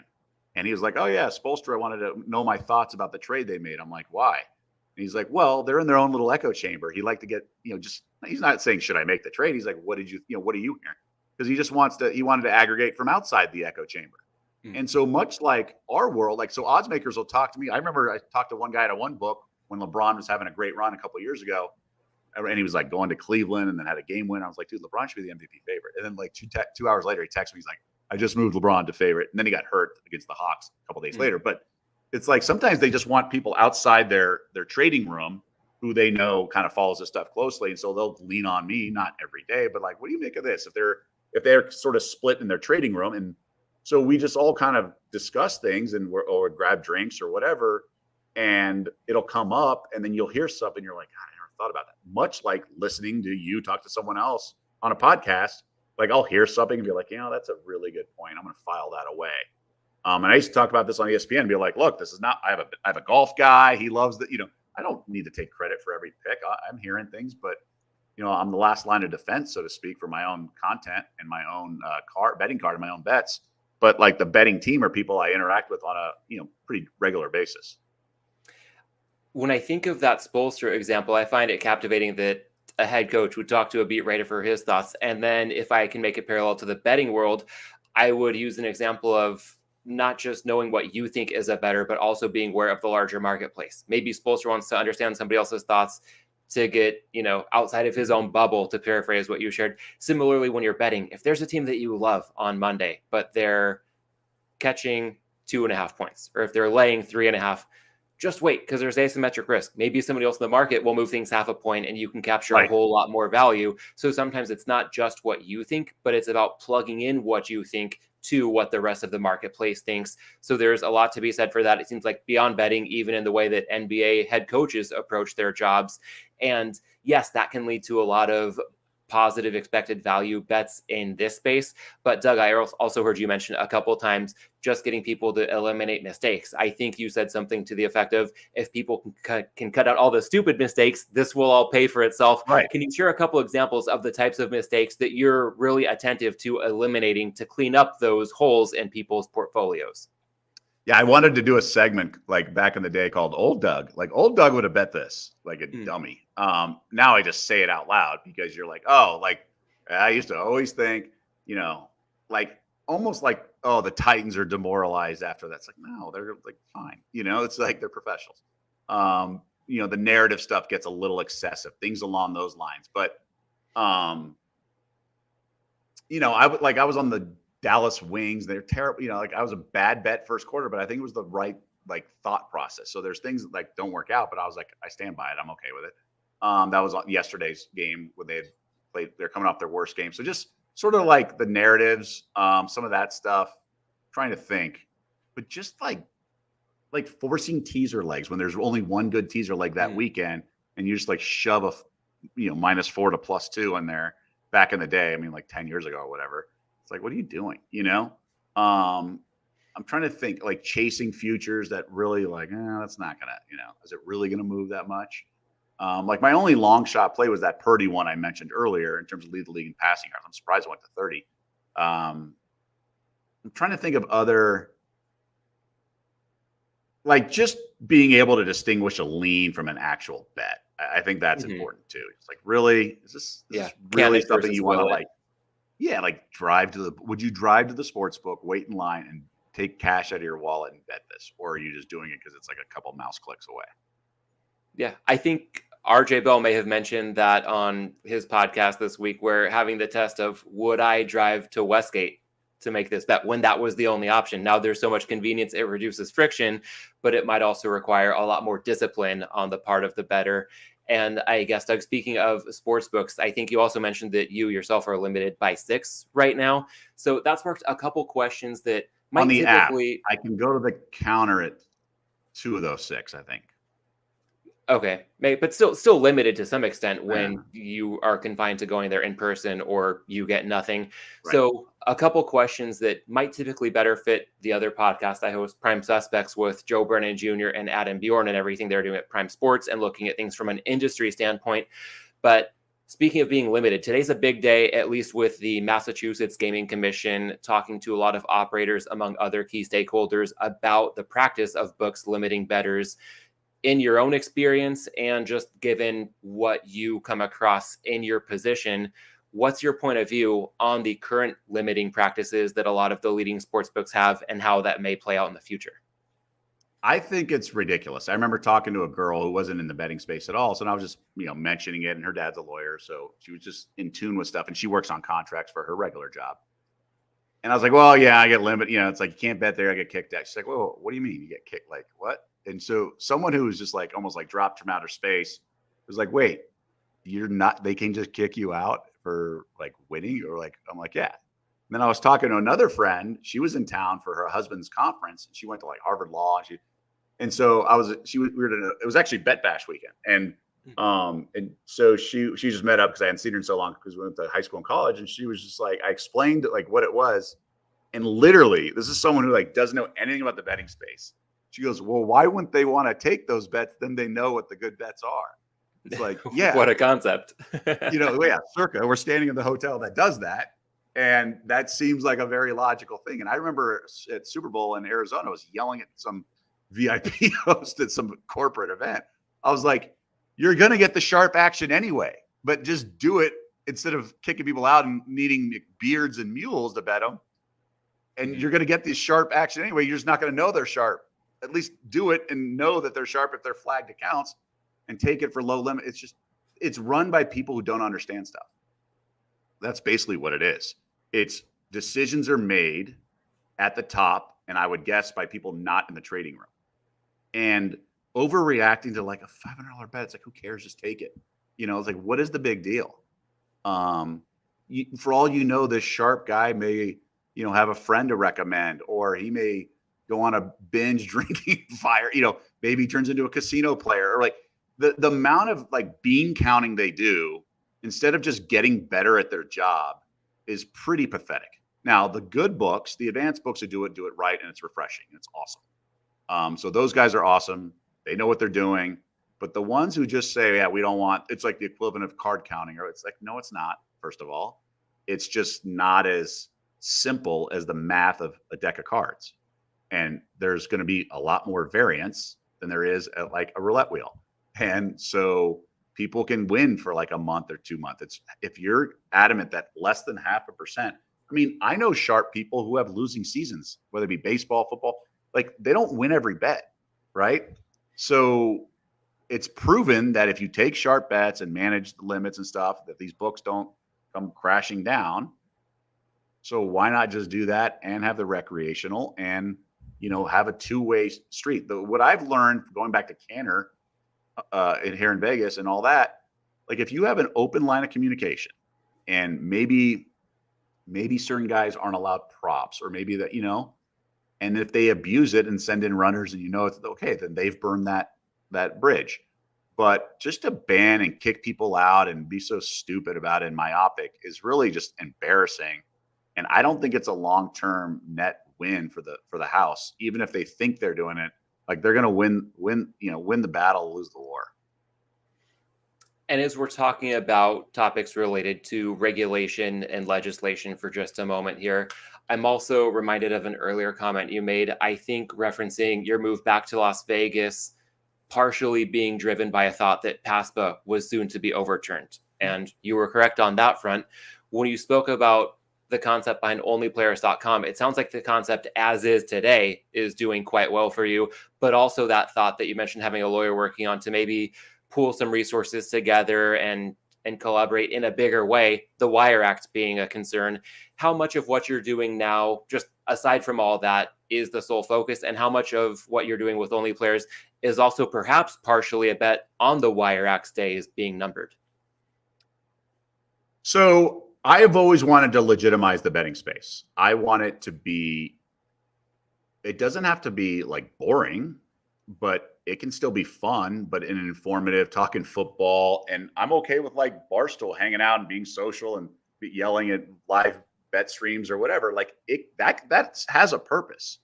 But I also think it should be respected. And there's, just having worked at ESPN, the same people that decided on the sports book and ESPN Bet are not necessarily people that are deciding the content for SportsCenter.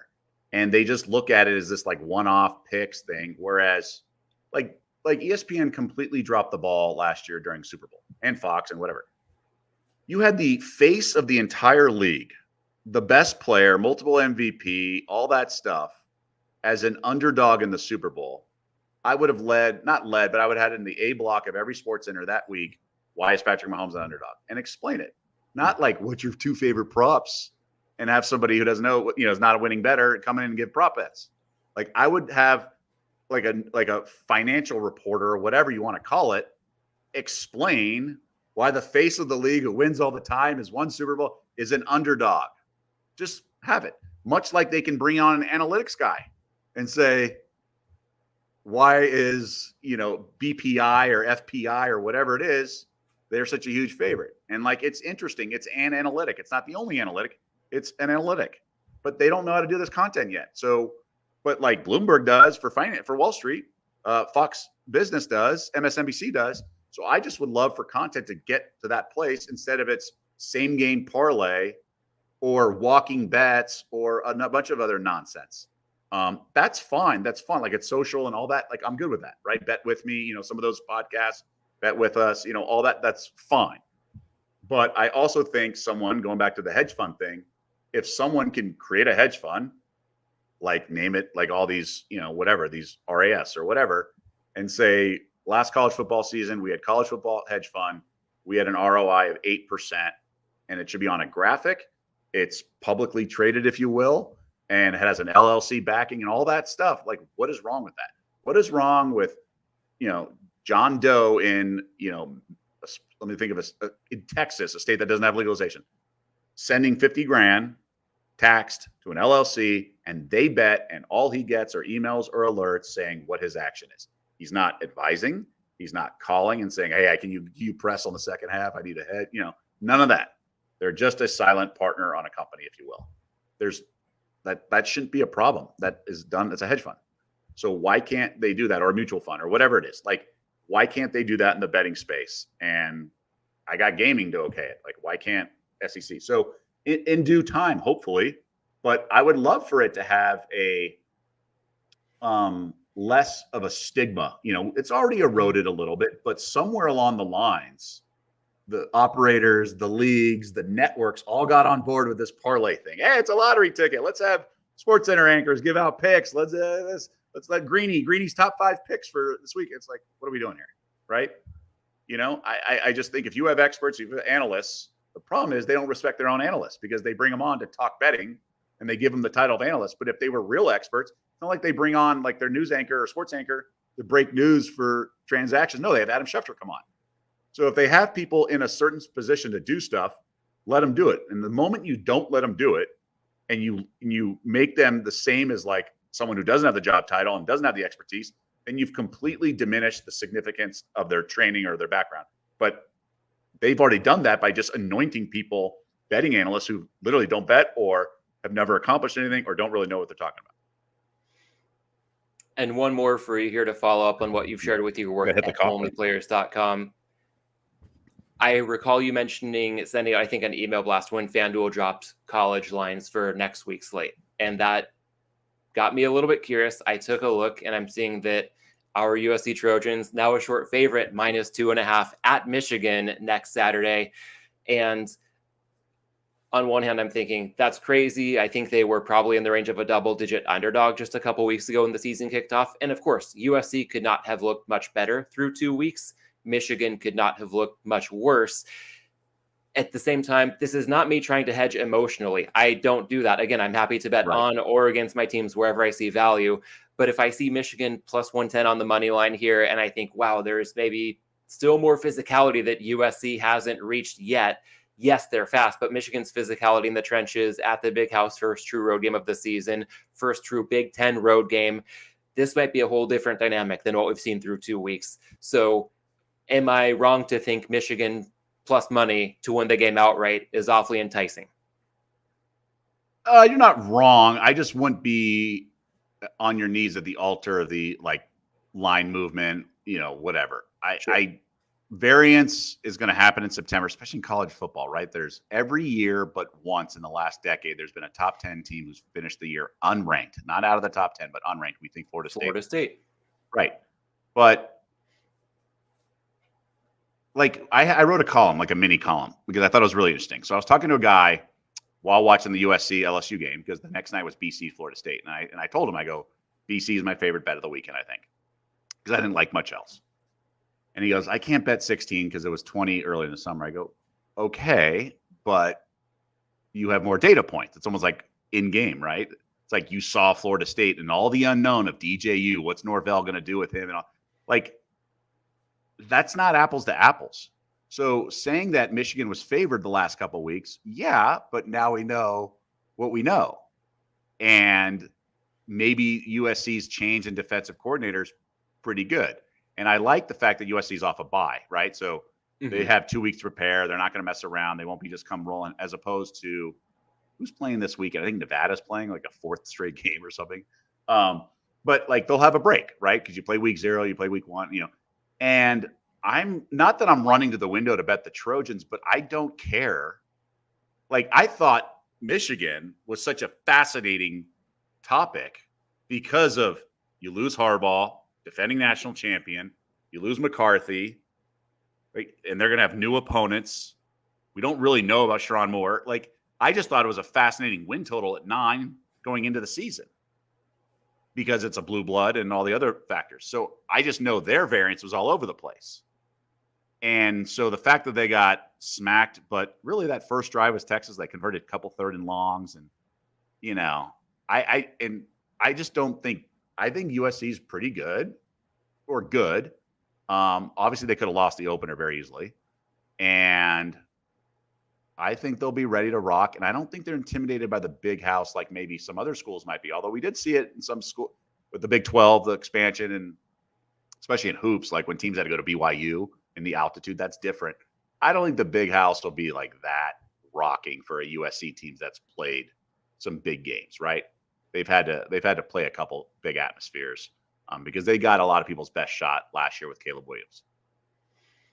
I hear you. I hope you're onto something with the optimism that I'm detecting as far as that matchup goes. And I think a key point to call out, I think of, yes, the Michigan line from weeks ago or months ago factors into my consciousness.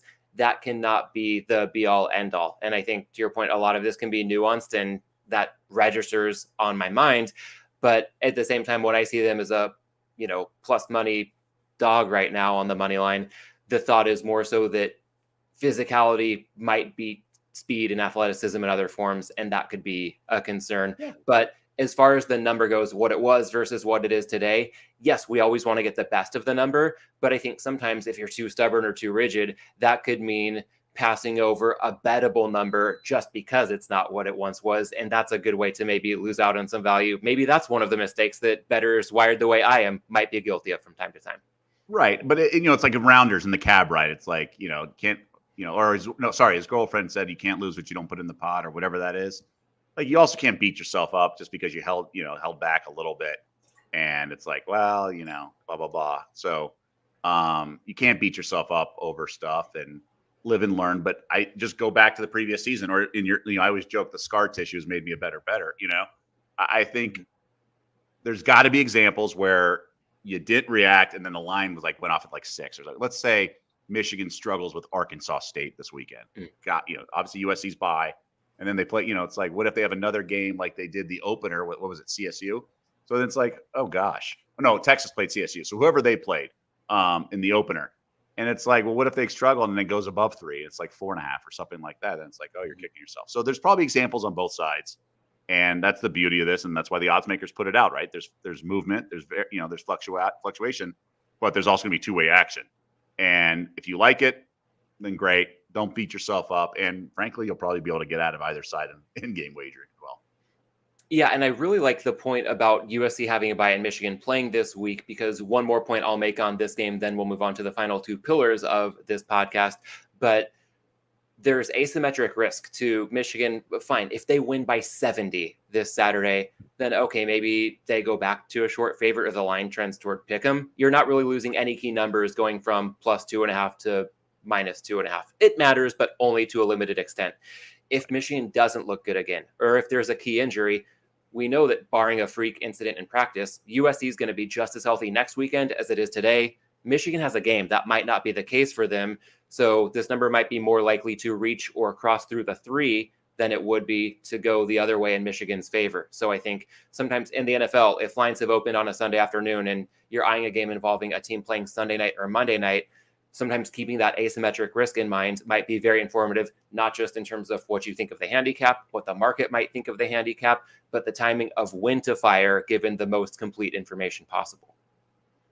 Yeah, and I think obviously closing line value, but let's say, I heard someone let's say Mahomes is scratched on Friday and, they move from a dog to whatever. It's like, let's say Cincy's -1.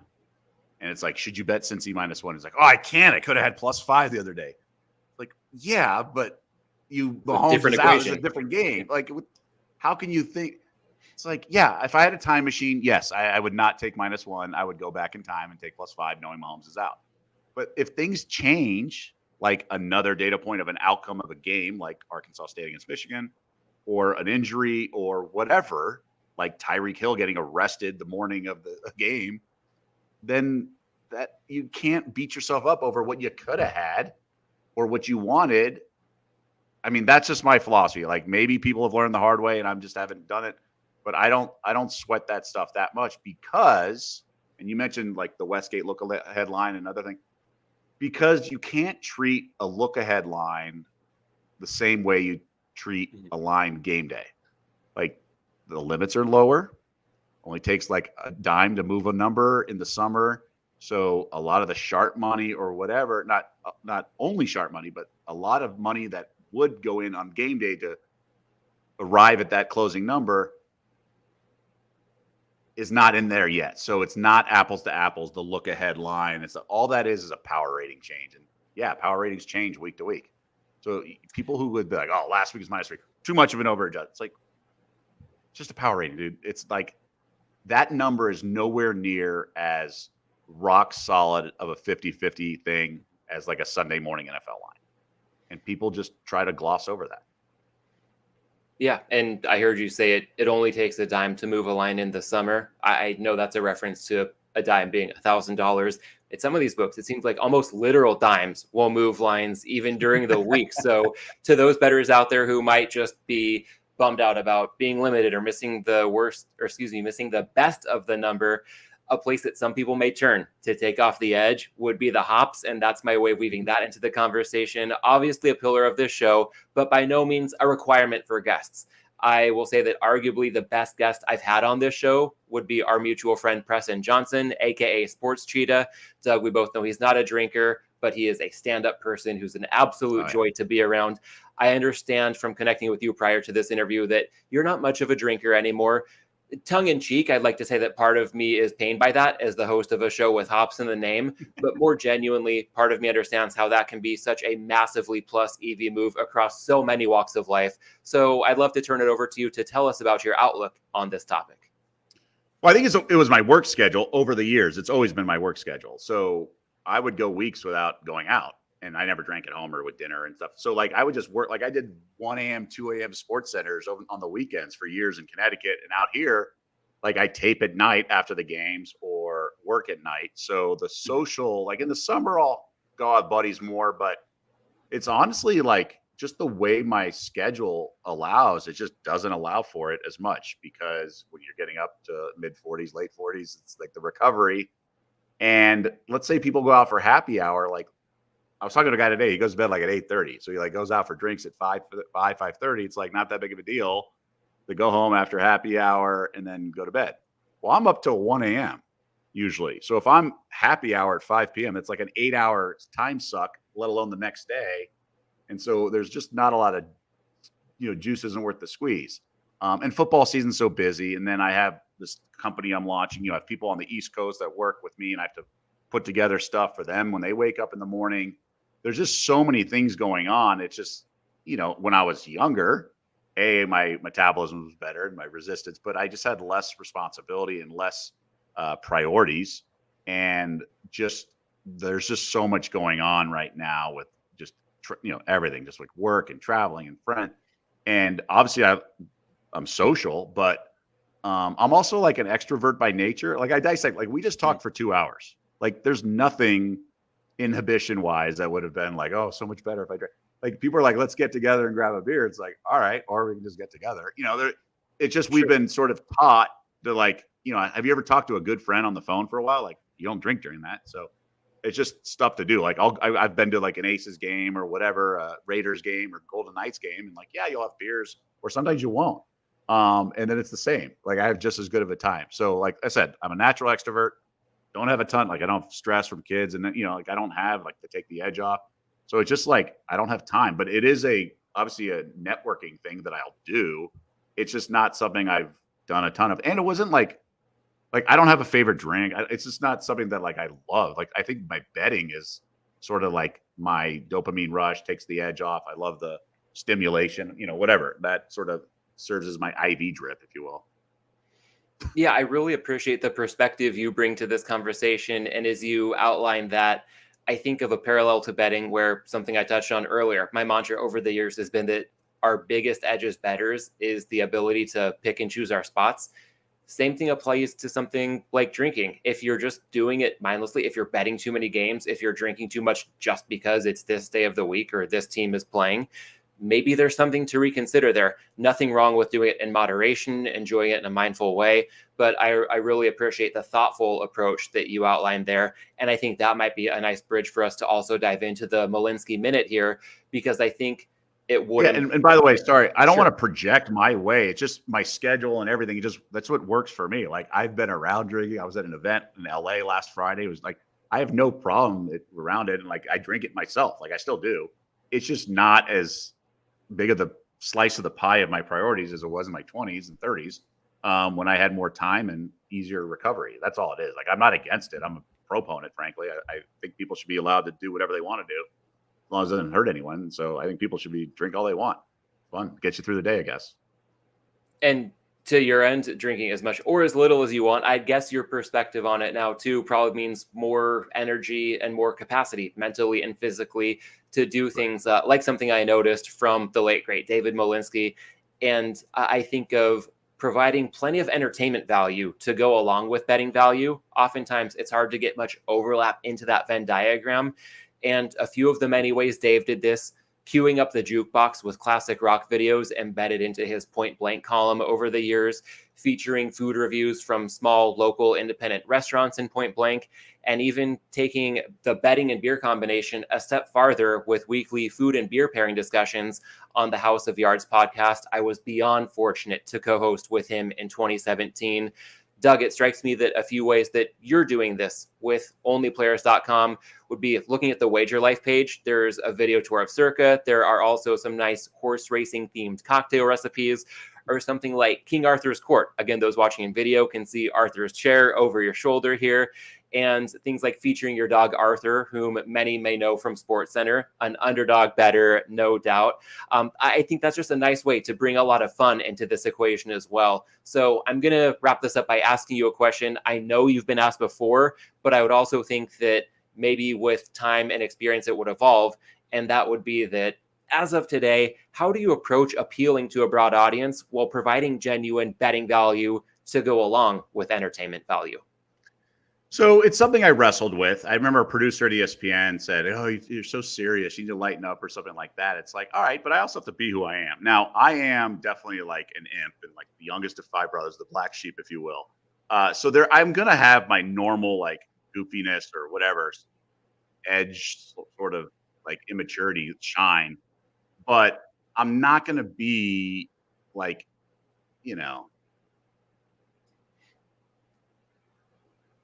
cousin Sal, as funny as he is, or Kenny Mayne, or Stu Gotts. Like that's just not who I am. And the people who try to do that and aren't that, it's cringeworthy. So I'm not Gen Z.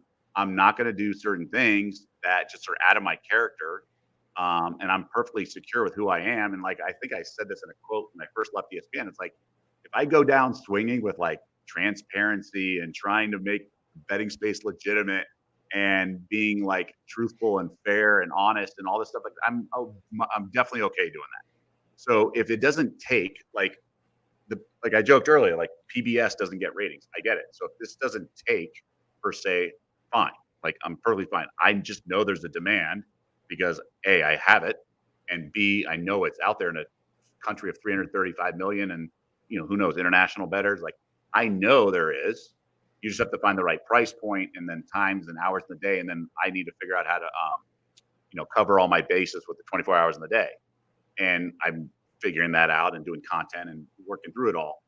But I know people's aptitude, time, and acumen is worth it a lot in certain spaces. And I know in the betting space, given the dollars that are involved, I know, like, frankly, you can add a zero to all my pricing. It's what's worth it.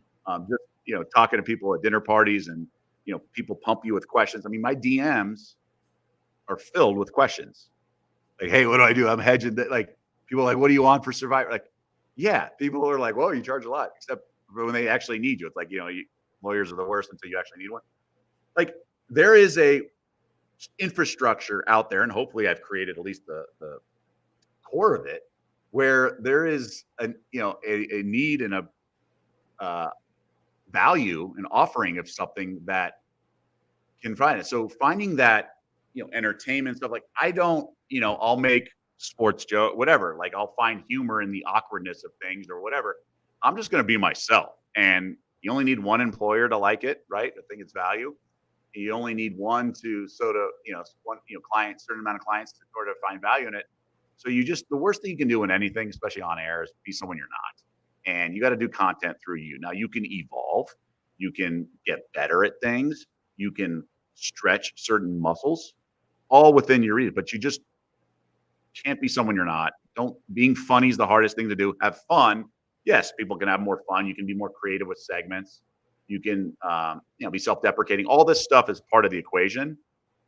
But I'm just trying to do content and what I know and what I've learned, and then be inclusive with the viewer and the subscribers, and be in tune with everything going on, and try to throw the widest net possible within reason, while being yourself.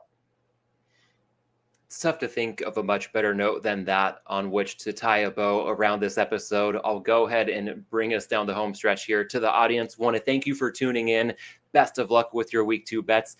Reminder, you can follow Doug, if you're not doing so already, on Twitter at DougKezirian, and check out his work at onlyplayers.com.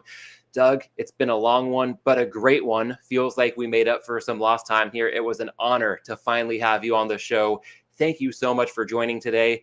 Best of luck with your bets this week and all season long. Thanks a lot, Matt. I really appreciate it. I'm glad it was a long time coming, but I'm glad we did it.